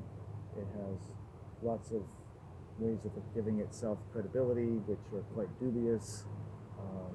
It hasn't produced a single volume of honest and open moral ideas about human welfare and the relief of suffering in hundreds of years, even given millions of hours of close contact with our children and our family and family psychology. The only coherent sense I get of that was from Virginia Satir, who basically said that almost all families in North America spend their time lying to each other because they can't figure out the right roles to play. And once you figure out the right roles, you can at least reduce a lot of the stress of family psychology. So, and then there's families where everyone knows which role they play, right? And they can get away with that without being too abused. Then basically they're considered successful, loving. And that's really the only two choices, right? So that was basically all that psychology had. That's psychology at its best. And I've known female predators who basically think this is basically, the height of psychology. It's finding out what kind of role you need to play in the world. Basically role playing, right? Bring the play to a good conclusion. You were this, your mother was that, this is what you were, this is what she were, this is what your dad was trying to be, this is what your brother's trying to do. It's like watching a movie and trying to figure out why everyone's suffering. And you're like, I just have to figure out the plot. You have to figure out the plot of your life. What does this all mean? Why are all these people behaving this way?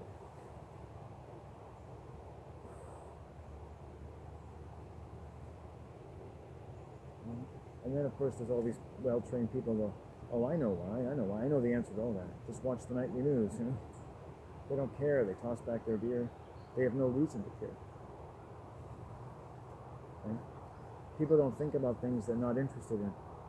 But they don't realize that a lot of things they don't think about and that they're not interested in, they've arrived, they haven't really, it's not that they've never got an interest, they've arrived at a particular disinterest in ever learning about certain kinds of things.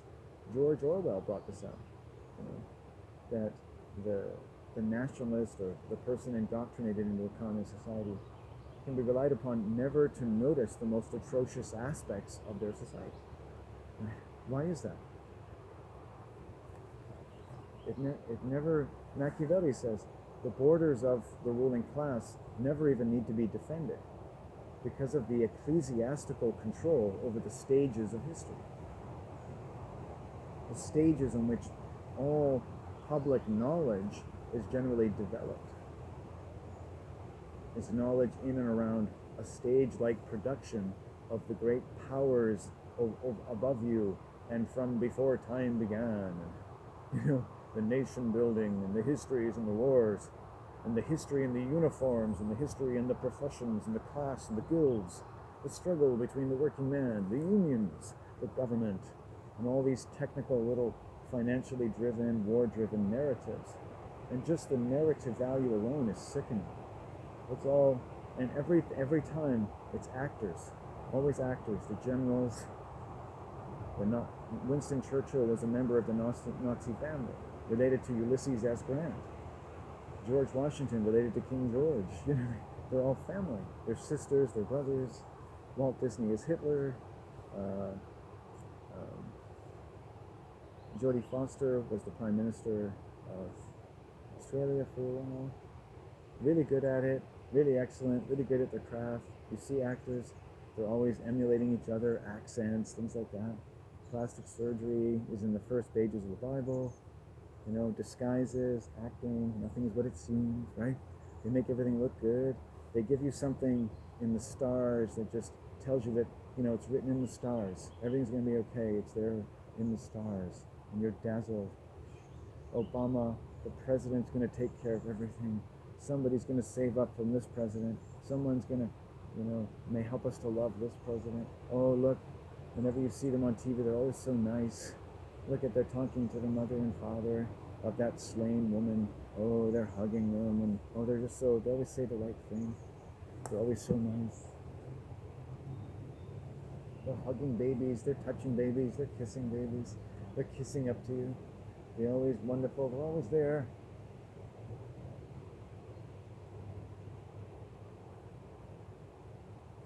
Oh, yeah. Big stress there.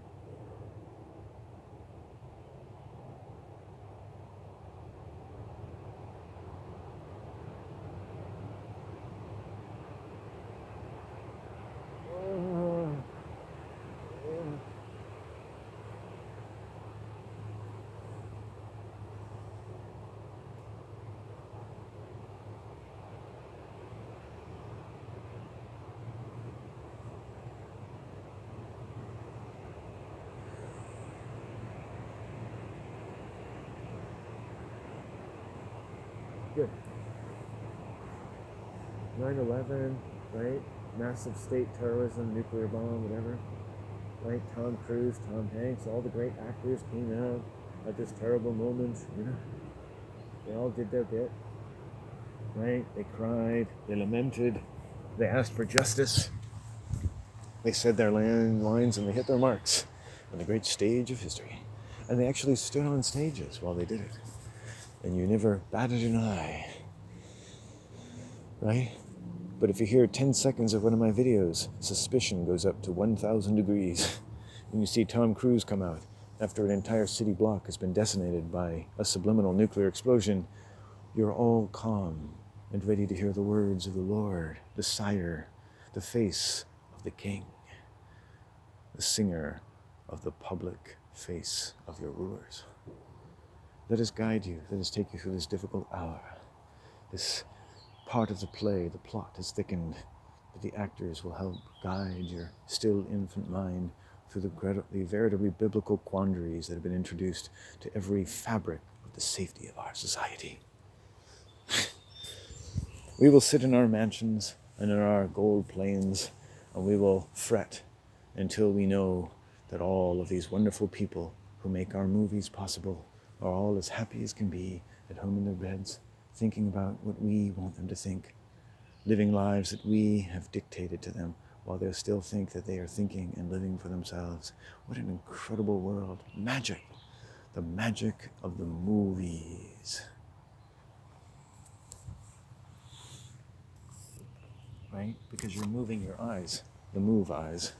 And as you're watching a movie, your eyes are moving in a way. You should, I don't know if they've ever done this, but show human eyes while they're watching a movie and watch what your eyes are doing, because they'll probably never show you this because your brain is being accessed in all kinds of interesting ways that would tell you a lot about the very reason that movies are made, right? Is how they move your eyes, how they hypnotize you. They move your eyes to certain things constantly. and the plots and different dimensions interlaced with the look, the cinematography, the sound, the sequencing of emotions, the sequencing of concepts, good versus evil, black versus white, self-suggestions, powers, words, what is said to whom, what happens, the hang, the suspense, the sex, everything touching different parts of your mind. It's all magic, it's all control, it's all communism, it's all religion, all the time.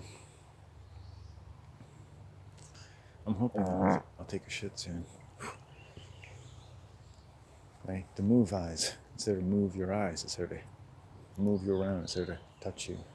And it makes you feel good at the end. You come out of a movie, it's like you've just had like a full mental processing. You've gone through like, it's better than like a sensory deprivation chamber. You've flushed yourself out, you've cried, you've laughed, you've gone through an entire lifetime of human experience with popcorn and drinks and everything you need that you can stuff in your mouth to console yourself, to content yourself, to finally allow your body to just rest limp on your tight, slightly uncomfortable throne in the darkness, surrounded by the whimpers, murmurs, laughs, the great, stark, silent glory of it all and of your fellow man. All the perfect democracy. Everyone is equal before the silver screen. All pleasantly disappeared into your own private world, but together. All learning and being touched and molested as one, and merging as many and one, to go out into the world, into the light of day, into the bright lights of the city at night, to go and drink of its wines and taste of its beers, and to linger over long and luscious thoughts about what she or he was wearing at that pivotal moment, at that hour when the world was on its edge, and how so-and-so gave a great performance, and how so-and-so is actually having a baby with so-and-so, and how someone at work said that it was a better movie than it was. And to be able to chat, almost though post-coitally, over the various vagaries of our shared existence, the melancholy moments that we might find escaping our lips with some considerable ease, where only hours before we would have lamented the thought of saying such things aloud. The body is relaxed, the mind at ease with itself. The magic of the movies, indeed.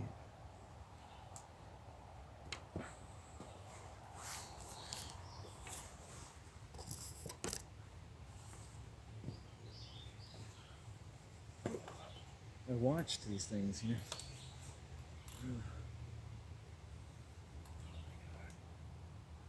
Please, Mom, don't hurt me. Please don't hurt me.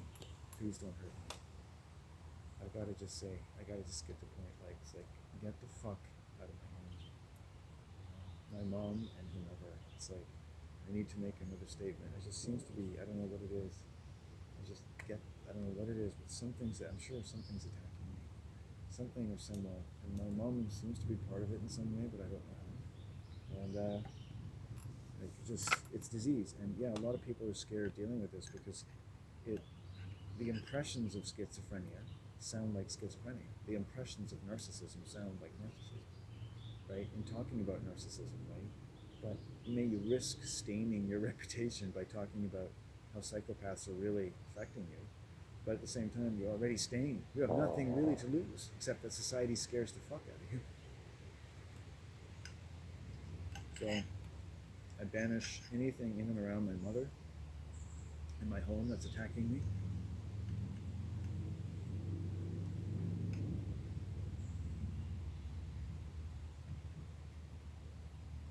Even that changes the energy. It's like you will feel sick and you will shudder with incapacity to advance upon me any further and to advance any interest in hurting me anymore. So motive base will say at this time, man, I'll see.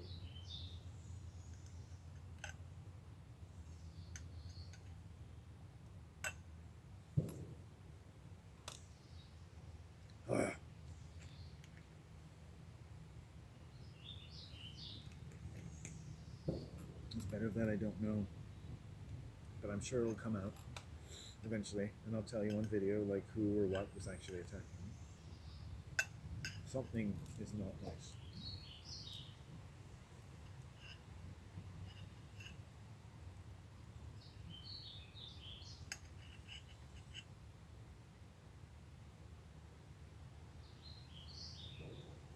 It's getting better though.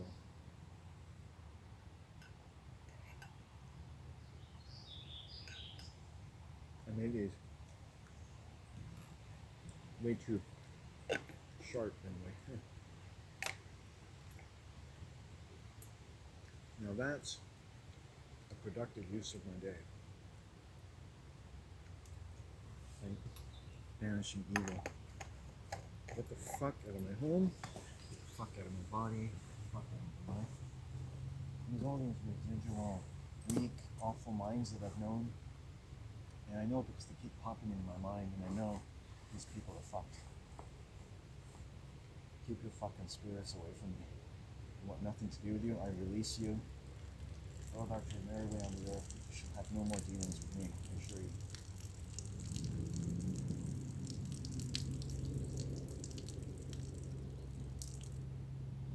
By the power of this pentagram, and the power of all this earth and this place and my relationship with this place, and the love that I first gave this world, and the loving being that is my nature, I banish all that is harmful to my home and to my kind, permanently in all directions.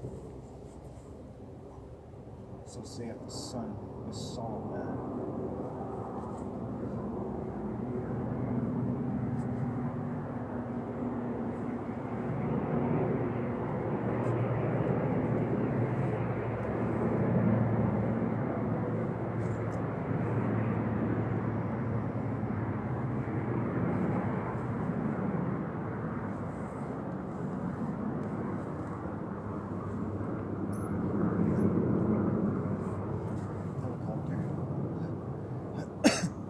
Actually going to talk about this. I already did like 2 big crabs today.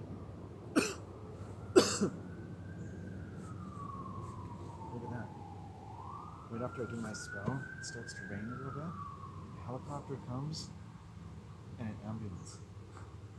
It's so fucking interesting. Alarming, banshee-like noises. There's something weirdly electrical about this world. I don't know what it is. I'm still very uninitiated. It's kind of like maybe you don't want to know. You almost don't want to know.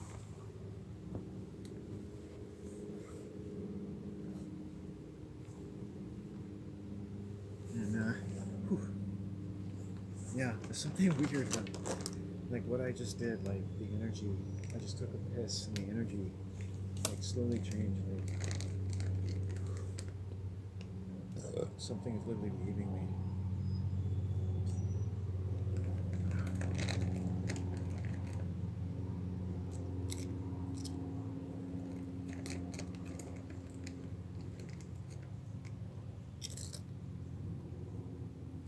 My hands are actually shaking a little bit.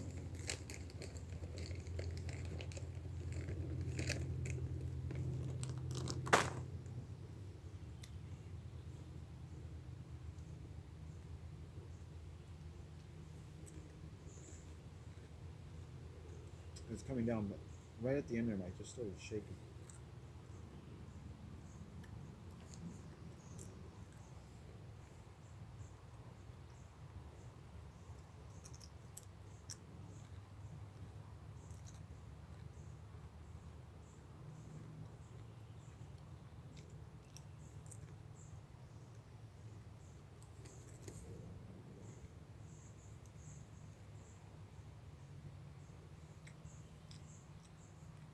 This has been good.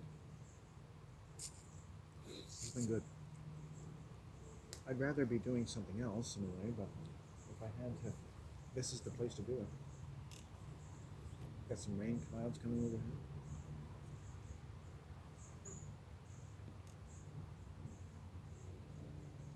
I'm glad this place was intact today.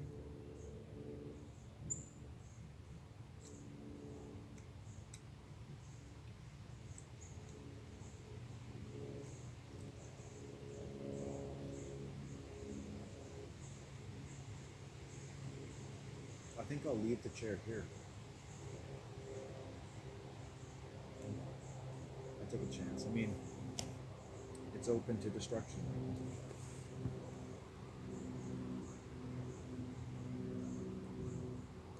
Took a little work, but we got her there.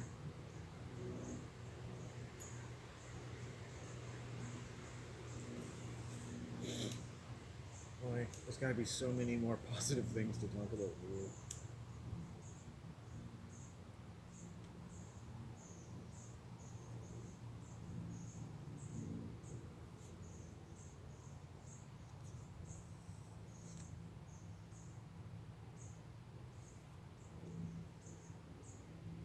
I think I'm gonna go.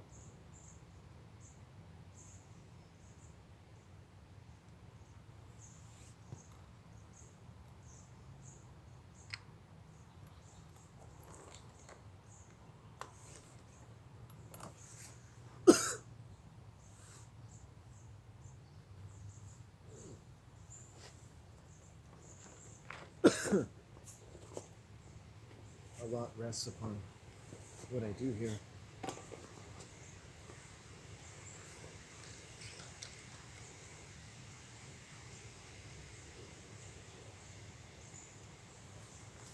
Give some water to the pentagram.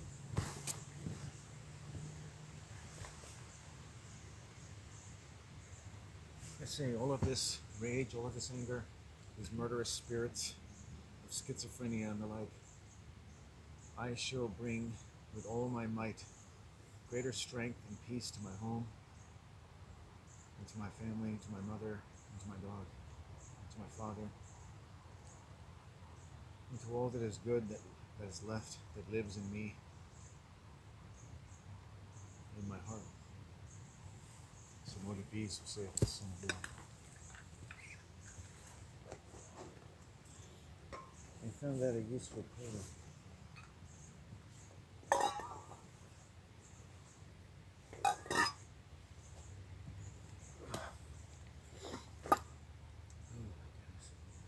I don't feel great, but it's my mother just freaks the fuck out of me.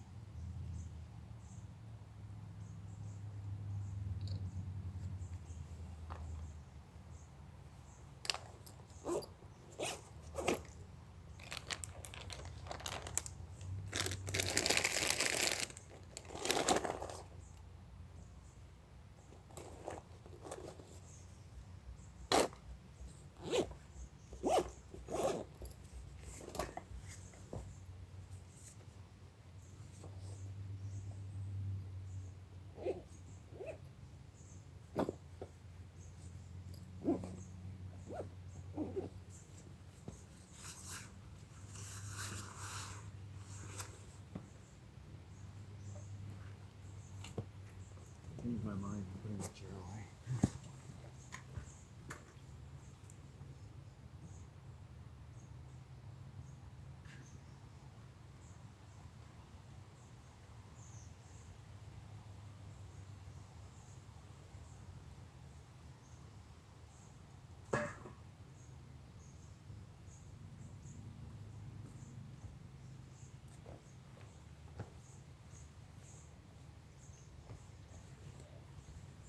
Well, let's hope this works.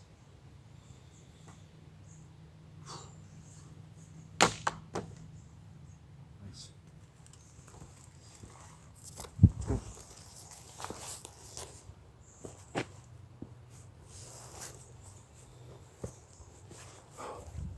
I was going to spend a day away from her. My mom's problem arose, and it becomes my problem.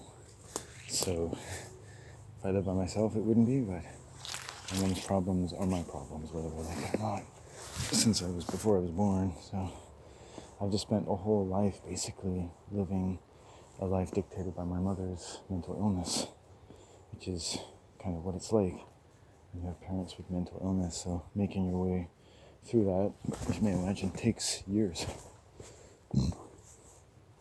And so everything that I am, everything that I do, is based on having parents and siblings with profound mental illness. How you apportion responsibility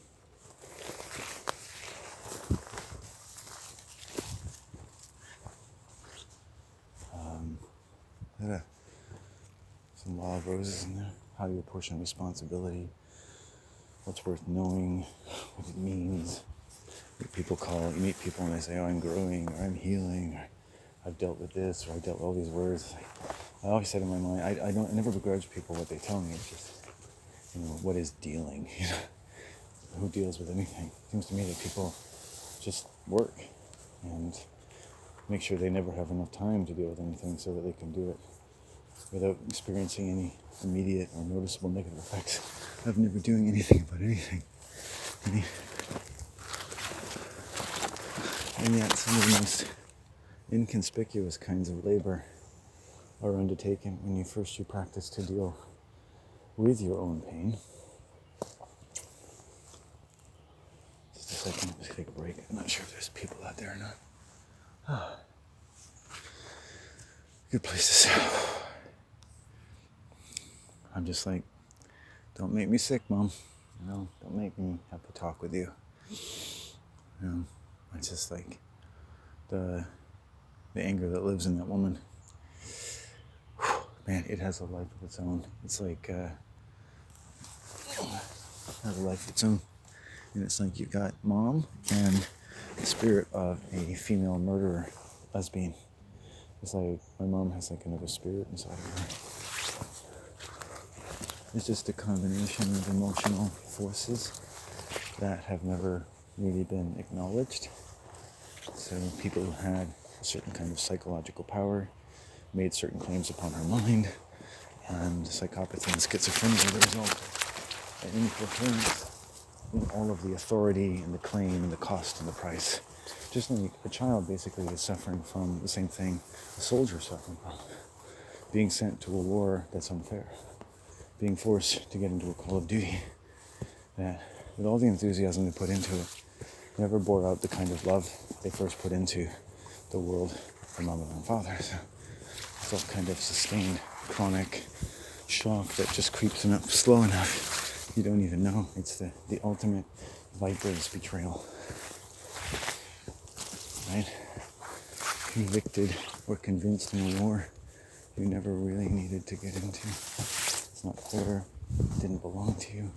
You didn't make it. And you can't solve it. Right?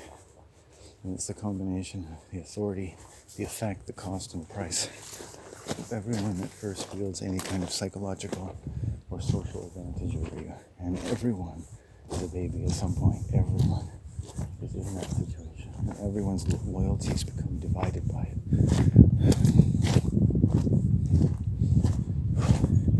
And people suffer. Right? Different ways, different reasons. People suffer. And I don't want to die from this. And people who interfere in that, or can interfere, or my immune system allows to interfere. So I have to complete trauma by learning from it so that my immune system can get paid off for the investment it helped me make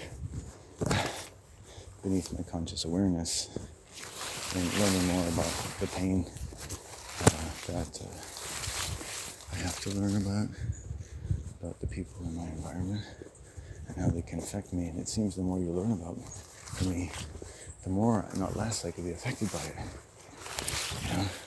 But just taking the time every day. And it's like, if your life is filled with pain, of course it feels awkward. It doesn't feel like you should feel depressed and angry all day long every day.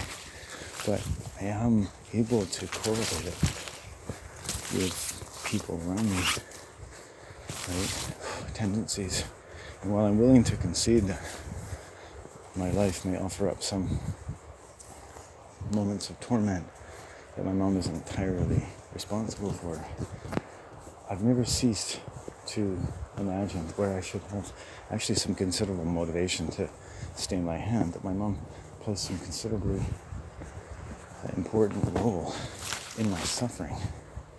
And I need to find as much of a way as possible of protecting myself, save, moving away and never talking to her again, which is what I've done several times.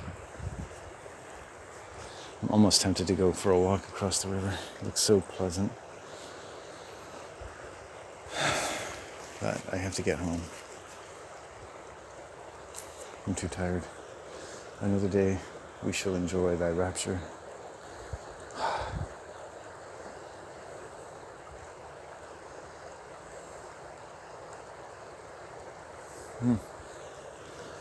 Yeah. Um,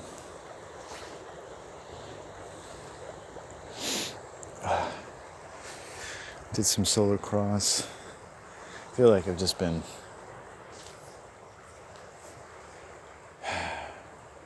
out of my peace of mind all day long. It's like I'm barely here. I see these storm clouds. I hear this nice river. Connecting my heart back to my home is proving difficult, you know? Getting my heart back into my home a little bit, like making sure my heart is in it when I come home, because otherwise it's like I've accomplished nothing. So I haven't quite found that place yet, but and I may not have gotten to know a lot of friends, but the psychopathic lesbians that have tried to fuck me or succeeded in raping me over the years did tell me a little bit about themselves, and I really would never say that their strategies for life as psychopaths or not were any particularly less successful than mine. In fact, most people's strategy is more successful. I mean, it's probably easier the more psychopathic you are. I've met such strange people on here that I know everyone wants to be friendly, and if you think of children, how friendly they are. Hello. But I find that with adults, they're not really that friendly. They're like their dogs. They might seem friendly, but they're not. And they've got all kinds of problems, and there's no law against them walking around without a leash or a notification going, approach me at your own risk. And there are adults who've had very powerful positions in the local education system, and I can tell you without a doubt, and with video evidence, should not be allowed to roam around free in these lands. And everyone should be waiting with bated breath for them to get old and senile so they can't hurt anyone anymore. Right? And how many children they scared the fuck out of, and probably precisely because those children had first been made vulnerable or tenderized by psychotic homes. And you know what? Guess what, everybody? According to the world, you're not allowed to have any scruples about any margin of error in the incredible visions of you, which they exert over you with all their crosses, religions, and schools. You're not allowed. Don't show any nervousness. Don't show your teachers, don't show your parents, really don't, your psychologists, that this isn't all just amazing and you don't just love it all. And the only thing that could possibly be wrong with it is you. And you know that. Right? Do your best. Right? And it's a kind of act you have to put on for everybody. Right? Right? Because there's no way, in my experience, that any child should be expected to be able to, to give themselves, feel safe naturally responding in any way to the insufficiencies in their social environment and the unnecessary price of the claims made upon them out of any amount of love, popularity, or nationalistic zeal. Ooh.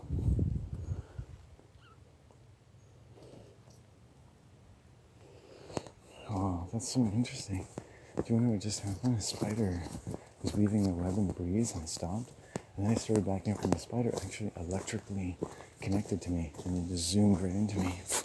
And I didn't find enough of a purchase, so I went to the ground and walked away. But it just literally just came right up to me. Right around my crotch. It's interesting. Nature saying, don't worry. It's time to release unnecessary fears.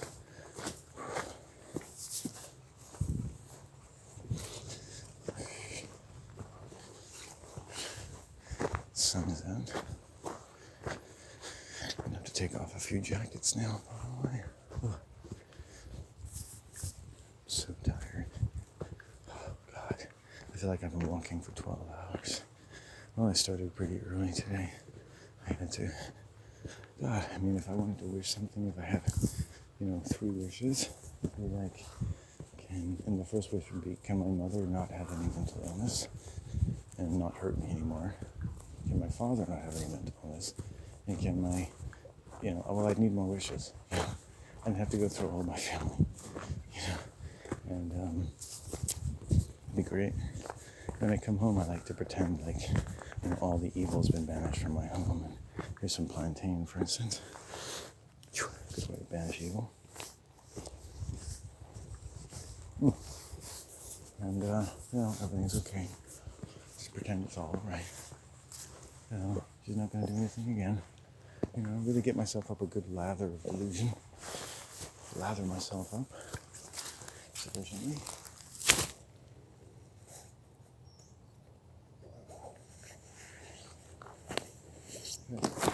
Many pleasant walks through this forest.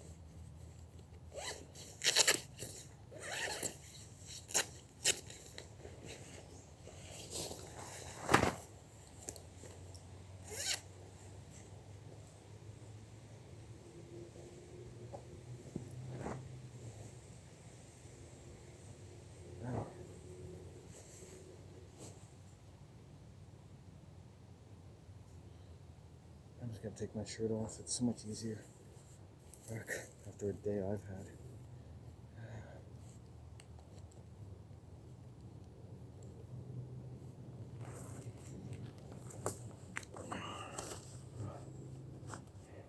Let's go home. A bath. Jesus. And then, so this is day one. Again, resetting the clock of abuse. Of domestic abuse. So basically, what do I have to do? Count the days of non-abuse at this point, and then the faith should grow. Day two. So I made it 2 days after the last one. Then there's an aftershock. Wasn't as big, but it feels almost worse because it's coming after the first one. So I could see how my mom, if left to her own devices, basically could actually single-handedly provoke an enormous amount of violence around her. And women like that, right, are to be greatly feared and respected, right? And whereas my intelligence, things like that, anything natural to a man that should be counted in his favor, if there's any remote trace of reason in your fellow man, is rendered almost impotent, or at least brought down to their level in what should be considered a normal range of psychological virility, enough to answer and to acquit ourselves of various moral obligations pursuant to the continued nature of our growth and power and responsibility to each other.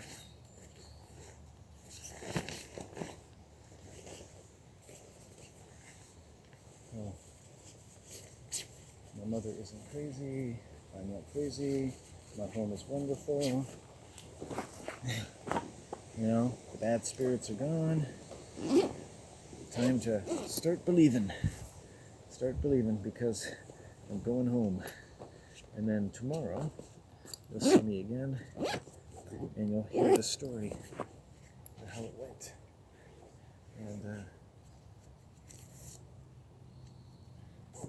this is where my mother puts the faith into me. This is where my faith, my capacity for delusion, everything. You want to have your lucky, I need my lucky magic rabbit's foot. I need my lucky charms. Maybe the name Landon will be lucky. My mom gave me that name. Or my dad gave me that name. And maybe my mom should have been able to name some of her children. Maybe that would have helped. Maybe they would have taken to them a lot more. My mother really never bonded to her children. Breastfed me a little while reluctantly, and whenever she talks about my birth or breastfeeding, it's always what a pain it was, and her pain and all the pain it was. It's never about me. Not once in all the years I've talked to her. Never once has she showed any physiological, and I've met other predatory lesbian mothers who are like that. They can talk about their children, all about their ills, but they never take any evident responsibility nor suffer any anxiety at any impropriety or imputation as to their genuine interest in their well-being.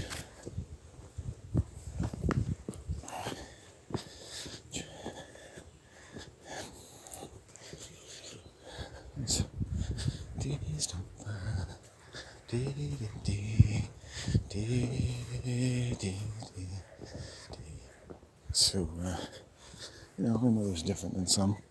I have some nice memories with her. I mean, I've known women like bisexual psychopaths. Like, they're really nice for a good time. They like their children. I mean, I've met one of the biggest psychopathic sexual predators I've met in the area. She loves her children. She looks like an excellent mother. Her children must really enjoy spending time with her. Oh, look at this. Oh, let's go here. But that's as far as it goes. You know, it's unfortunate when you have mothers who are psychotic or multiple personalities. You know, you might think of it like, you know, in a generous sense, like the person you need to be to enjoy your life, the person you need to be maybe to survive your life, the person you need to be to make everything okay, the person you need to be to get it done so you can sleep at night with feeling like you have a little bit of pride left in you, to deal with all of the psychic and miscreant forces which play at best, we can say, with the human mind, despite our best attempts at forswearing our allegiance to them and abdicating any loyalty of the divided nature. And so the divisive nature, the miscreant nature of however innocent people who present themselves in one way, but have given themselves leave or been bequeathed by matrimonial payment to double as messengers of doom, cavities to be taken over by theatrical, scavenging, and roving spirits of murderous rage. They can jump into people and jump into you, which was 9/10 of the nature of sexual and domestic violence is prosecution, to put the spirit of anger into you and then to prosecute and hopefully convict you of it. And it's a process that takes over people. As much as you've ever seen group action, or you think that the world has been taken over by demiurge, watch a home taken over by the power of trauma-based conviction and prosecution. And the things that people might imagine you've confessed to just by being alive. And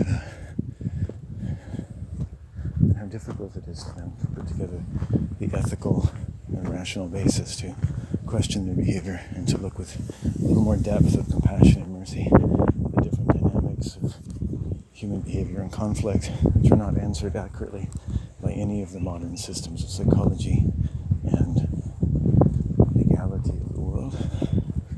You know, if there was a legal system, of course, you know, there obviously isn't one in the true nature. There's no legal system, there's no law. These lands are lawless. And they will be lawless until you keep the law. Right? They're lawless.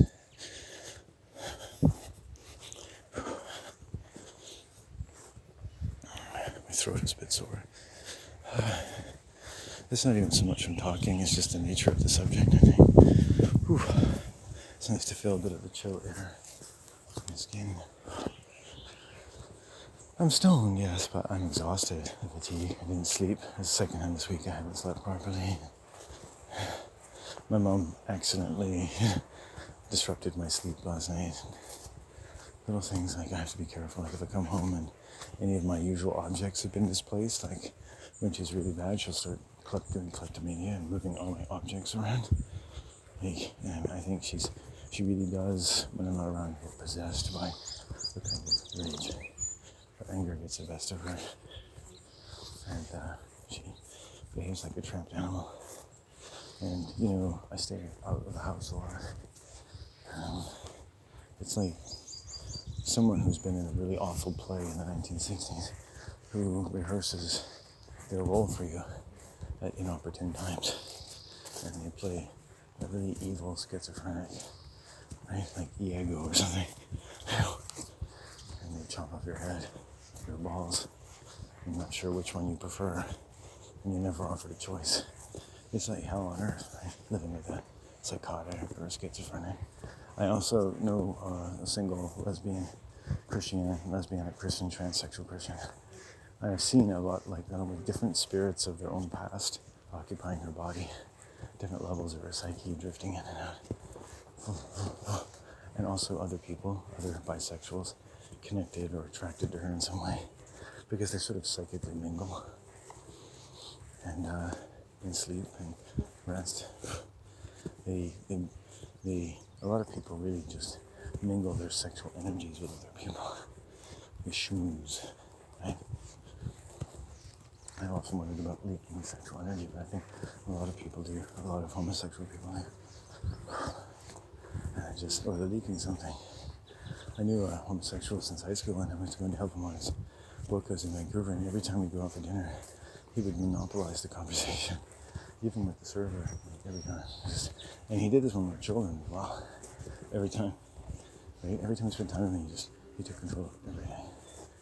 If we have with friends of his, it's like I was just left out of the conversation. It really didn't matter. And, I could see like most of the reason was they were just all happily portraying something. They took a little alcohol or just took a little sugar water or whatever. And they were just kind of like happily playing a role. And he was writing this book, and he was going to this restaurant and telling the server, oh yeah, I'm working on a book. And really playing the role. A lot of people want to be writers. They go, hey, better play the role, right? Fair enough, But the book had some serious flaws in it. He really hadn't committed. Thing. And quite frankly, it's difficult when you're telling a personal story to commit to publishing it. And I don't think on some level it was really something he needed to do. But it was good that he wrote it, and I think, he could rewrite it. There's got to be more to this story, because I read his book, and I'm not quite sure if I got the full story of Trevor. Because, when did you start being so aggressive to other people? Have you ever thought that maybe you grew up impotent?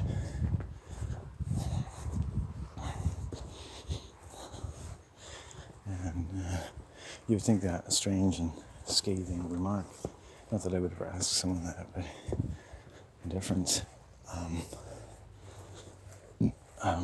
People of this nature tend to ask me a lot worse, tend to accuse me of a lot worse. Right? I'm sure people tend to read whatever they want into me. And so that's part of the reason I think the way they do and talk the way they do, because I'm just, I know I can't control the fact that people are going to read into me whatever they want. So there's really no point in trying to be anyone. I've never really been anyone to anyone. People just let me be what they want me to be. You never really need to do much. These people have been friends with me for years. I've never found out anything about me. It's like when you're in grade 1, you just have to sit there and write your name. If they have no reason to touch you and fondle you, they don't really need much to do with you. I guess they go home and do that to their boyfriends, but my teachers never seem to have boyfriends.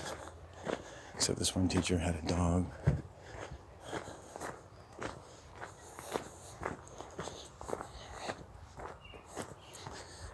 And, it's humid. My elementary school teachers always used to smile at me in a way that makes me nervous. Today, they put me in classrooms full of girls, right? They conditioned me early, right, to be submissive to women. All my teachers were women until grade 6, and I had a male teacher for the first time, Mr. Morrison, who, for the first time in my life, treated me like a little boy. The first time, only time in my life, I had a man in my life at all who treated me like a boy. It was like, wow, that was the last probably decent year of my life. And I was 11 years old.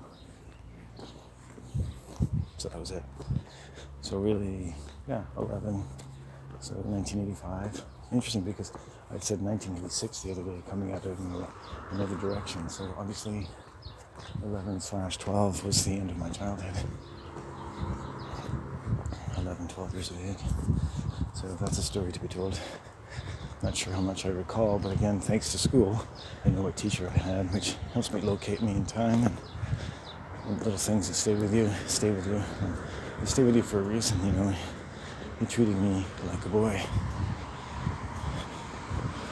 I'm going to try running around here. Wow, sun, cloud.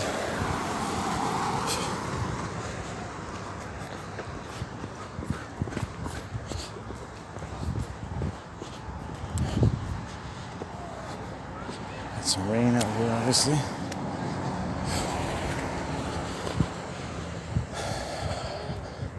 grown people playing pickleball. They just don't have anything else to do.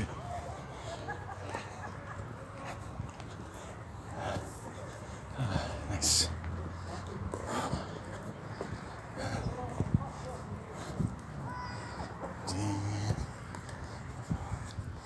I'm gonna go as far away from people as I can. Anyway, yeah, so 11 years of age, and around about the time, like my mom tells me a lot, and I think she's fairly accurate in this score. She said, my dad really only enjoyed children if it was all about him. So when they're younger, it's easier for children to be all about you. It's interesting how many parents just will make it all about them. And I guess it's easy enough to do, but for my dad, that was like pretty addictive. And so imagine 11, 12, you can't help but individuate a bit, as they say.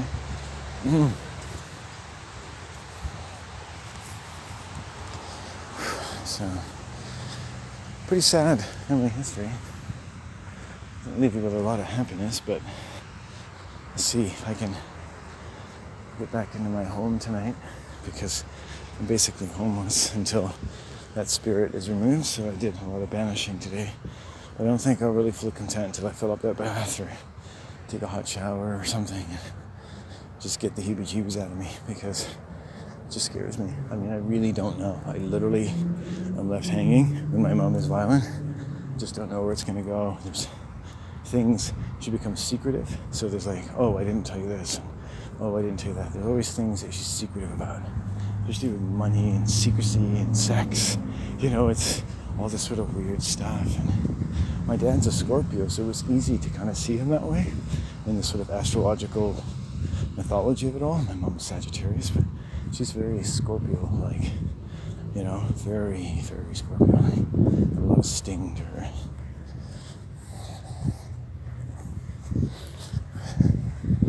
A lot of sting. And it's a beautiful day. And I've had many beautiful days with my mother. I just wondered, you know, it's like a relationship. I wonder how much I was putting into that and how she was. Because a child can have a beautiful day with almost anyone if they're his mother. So I think, oh, she must be my mother. I've had a nice time with her. You know, she used to take us to the mall, you know, shopping, you know. I like shopping malls. And, oh.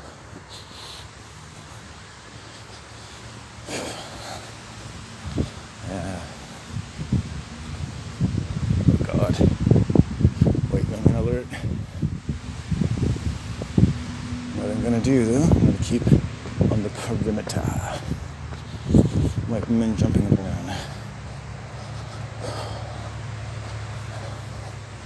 and down. A little shade, wind, tree, sun coming through. Like I said, I've had some nice days. My mom would take us outside to watch the air show sometimes, to a nice field or something. Gotta remove some of that codependency today, you know. You know, you always think like you reach some sort of armistice, but it's never over. It's never over for them. They count up every wound. It's like an evil character in a Disney movie. They just can't cede any territory. It's very, very trauma-based training of the mind. I mean, it's just, you don't have to be a fucking psychologist to know that people have the brains beat out of them. It's a wonder people behave as well as they do. But it's not a wonder that most of what you think is good behavior isn't. You know, you don't want to put any human under the microscope. The fact that I turn this camera on for 8 or 9 hours a day and open my mouth and let anything slip I like is, I hope, a refreshing spate of honesty in a world of utter repression and misdirected rage. And lovely, people have lots to do. I'm a smart man and I've never mistook this world for a healthy place. And I don't really think that other people do either. It's just that they put it in a different place in their minds. You know, they make it about the government or these people or those people, the lazy people, the rich people, the poor people. And I'm sure it is about many of those people, but it's basically the people. It's all the people in the steeple, you know? And it's kind of a creeple, you know? They're kind of creeple. They're not people. Like, they easily fit into some kind of weird sci-fi horror movie where the world is like, in all its normalcy, slowly changed, introducing a little more, like that dog's bark, a little more viciousness, a little more disguise, a little more craft than we can realize. And then all of a sudden, we're left in a very different world with no words to describe the world we're in, you know? Because all of the years in your life you were learning to describe the world, you were put in a completely alien institution. Various dubious claims upon the time and the nature of the time which they put your time to in these conditions, right? It's utterly barbaric. You think that there's enough to understand about this world that you can just go to high school and college and become a lawyer and you're not a fucking schizophrenic. Like, they put the magic of God into you. Anyway, here's a feather. It's a crow feather. Nice. Beautiful. Look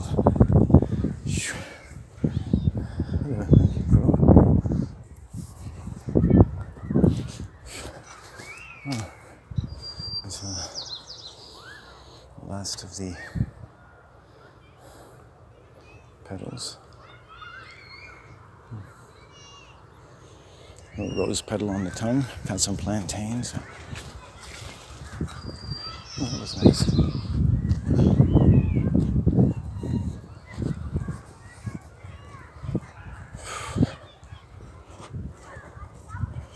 I'm not as bloated as I was yesterday, so that's good. But nervous. And looking at my sleeping and the like. Not a simple thing. Sometimes it's a time for action, sometimes a time for rest. You know, some people wouldn't say, well, you shouldn't have to spend days of your week recuperating from how your mother talks to you. Yeah, I mean, it's alien and preposterous and horrifying and, you know, like, fucking this woman hasn't learned that you don't need to yell at someone. You can share a home. Like, basically, if you're willing to share a home with me and I don't yell at you, you shouldn't be yelling at me. I don't steal, I don't cheat, I don't harm, I don't yell. But you get to yell. You get to yell, you get to be snide, you get to cast humiliating aspersions as to my dignity as a man, and you never have to say sorry. That's a pretty amazing deal. I wonder how she qualified for that. You know, what qualifies you for that? For some reason, I think she thinks that being a mother makes her qualify for that.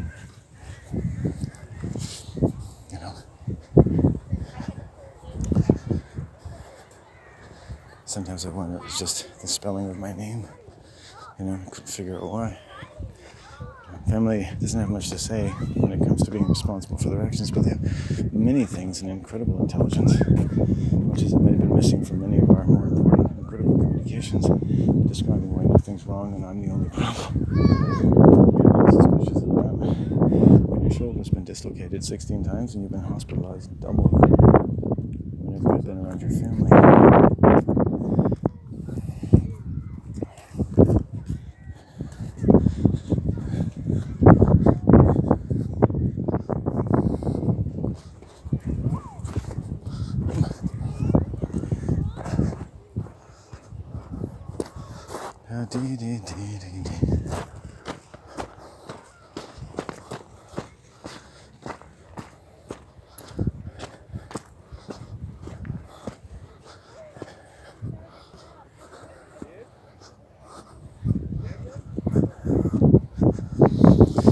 The beach.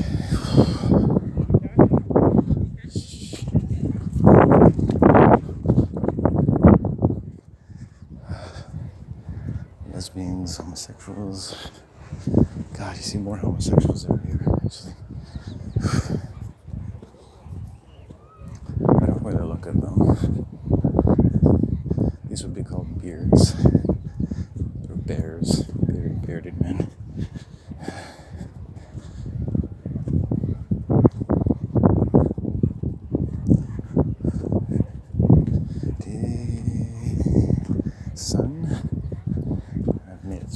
The critical mass. Come on. I don't have anyone bugging around me. People don't realize, like, they see me as probably kind of aloof, but it's like, you know, my energy can pick up energy. It's like, at the end of my day, I'm psychically spend, sometimes I pick up things all too clearly. And I don't look around and think, I need to spend time with this person right now. But this lady at my 3 o'clock, 2 or 3 o'clock, she's not too bad. Right? She has an okay energy, so that's nice. I enjoy her. She's pleasant. Keep her there. God, it's the most pleasant human energy I've seen for a while. She's non-psychotic. You can see by the way she's walking. Peter Pan syndrome, maybe. She's not as concerned as she should be, I think. But she's not too much of a concern. That's good. I often find it when we people actually can be so relaxed from day to day. If you carry around some sort of horn, you don't have no right to be relaxed.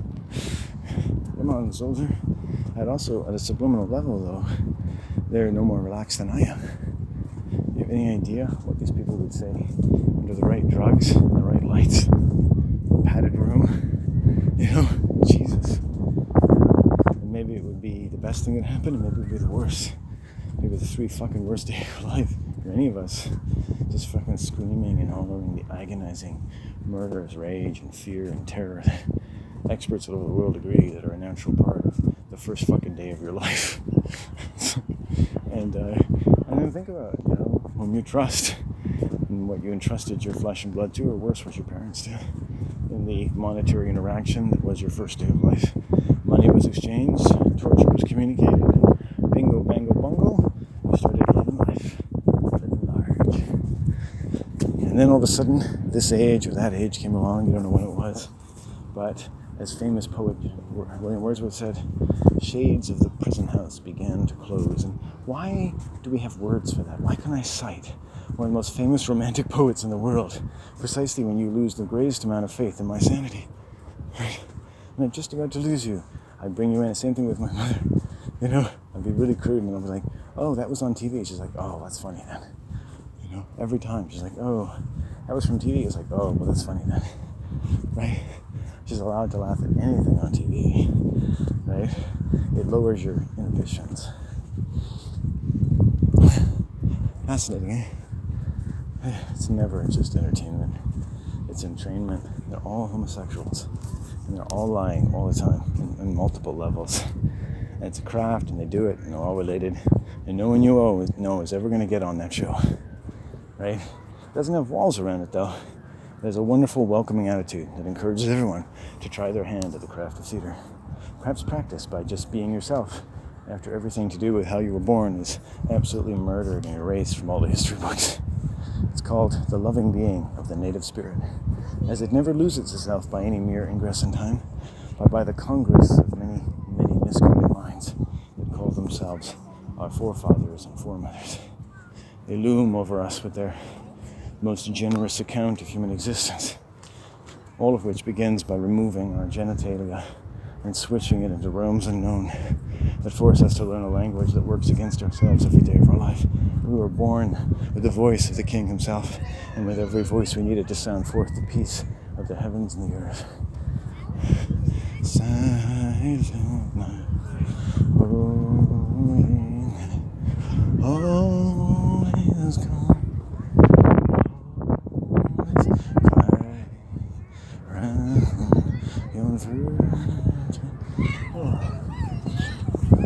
Something disturbing is that my mom makes friends with local psychopaths, and every now and then. Only when we're in the car lot together, I'm forced to meet one or two of them. And it's excruciating. It's fucking excruciating, the people she calls her friends. It's fucking excruciating. Just complete flagrant psychopaths. But nobody would ever, think it. Nobody cares enough, really. That's what I find. Like, people don't see people because they don't care enough. They care enough to just say, oh, they're nice, they're wonderful, everyone's good, yada, yada, yada. They don't care enough to really see beneath the surface, and you may see many layers of miscreant material before you see the genuine pearl of trauma that brings all this world's gold to naught, that first brought you to naught, just by being born soul to begin with some vast electrical matrimonial racket of biblical proportions and genuine fucking claims upon some of the really critical measures of your own brain function and all the measures thereof. that you have sanded forth some considerable health, some purchase upon some sanity in this world, is to be credited to thee in full force. In fact, enough to respect some little necessity to cut a little fat from everything that has amounted to, at least in the area where you've been unduly forced or cajoled against what will you had and what claim you had to a will that didn't have to be bent in service of such a world, not without your full voluntary consent.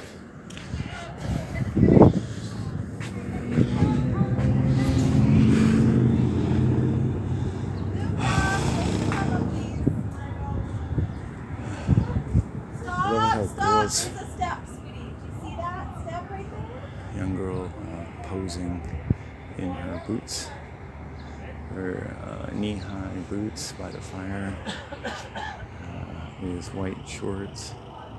I'm going to keep moving because this is too gross to look at, but very sexual, provocative clothing, like a hooker. Basically, she's hanging out with her friends and looks like someone who was an extra in Pretty Woman. You know, she walked off the set of Pretty Woman as an extra. And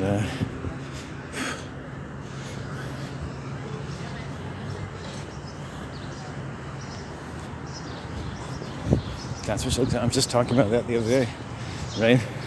Like, they will look like hookers. They will look like hookers. They've been treated like hookers. They say when, they say why, they say how much, right? And she's posing. Just like they show strangely sociopathic characters when they strike characters that they suggested are strongly sociopath leaning on TV.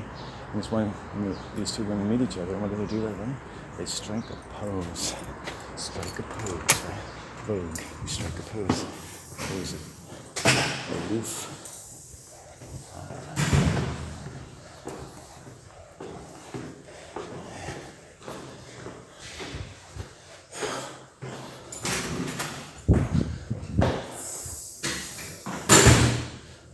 Power, strength, right? A pose like this, right? You know, a pose. They're never opposed to a pose.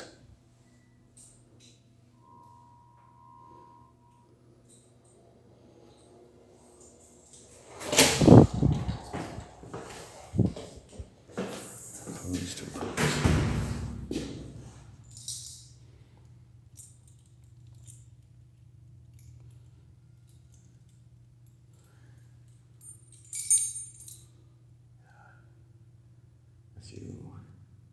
Homosexual sociopathic gesture is just coming in into the walkway.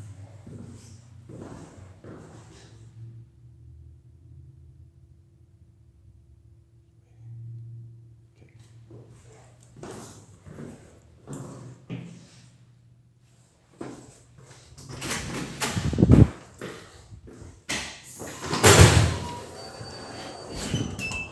Making sure nobody was in the elevator. A crow feather. It's like, I was hoping I could bring something magical home. It's like, I found it on the way home. Let's see what we got here. Hello. Nice to meet you. Come on in. Thank you. We'll have a welcome to the neighborhood. It's 9 a.m. Uber to 9 a.m. Mixed up day, huh? Yeah. Great. Hot, and then you go up there. Oh, Roberta.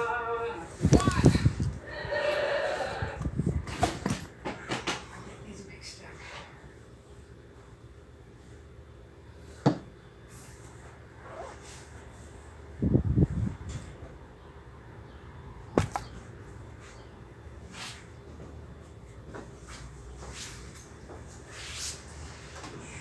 So I ordered the dinners. They don't have mussels and clams and things because you can't get them. Oh, I don't like shellfish anyways. Oh, so it's we're gonna have shrimp on skewers, and you're getting fries, and I'm getting a salad. Okay. I have rice at home if you want rice, Nice, thanks. which I think I might have rice. That's great, thank you. Whew. does that come? I'm picking it up at 5. Oh. So we got an hour.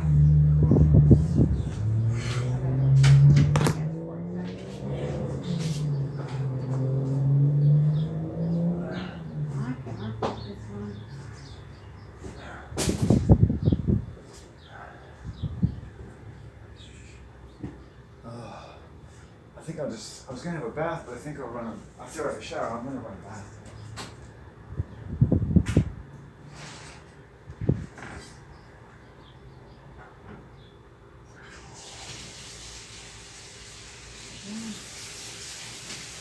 Oh, thanks for getting the pinto beans. Great.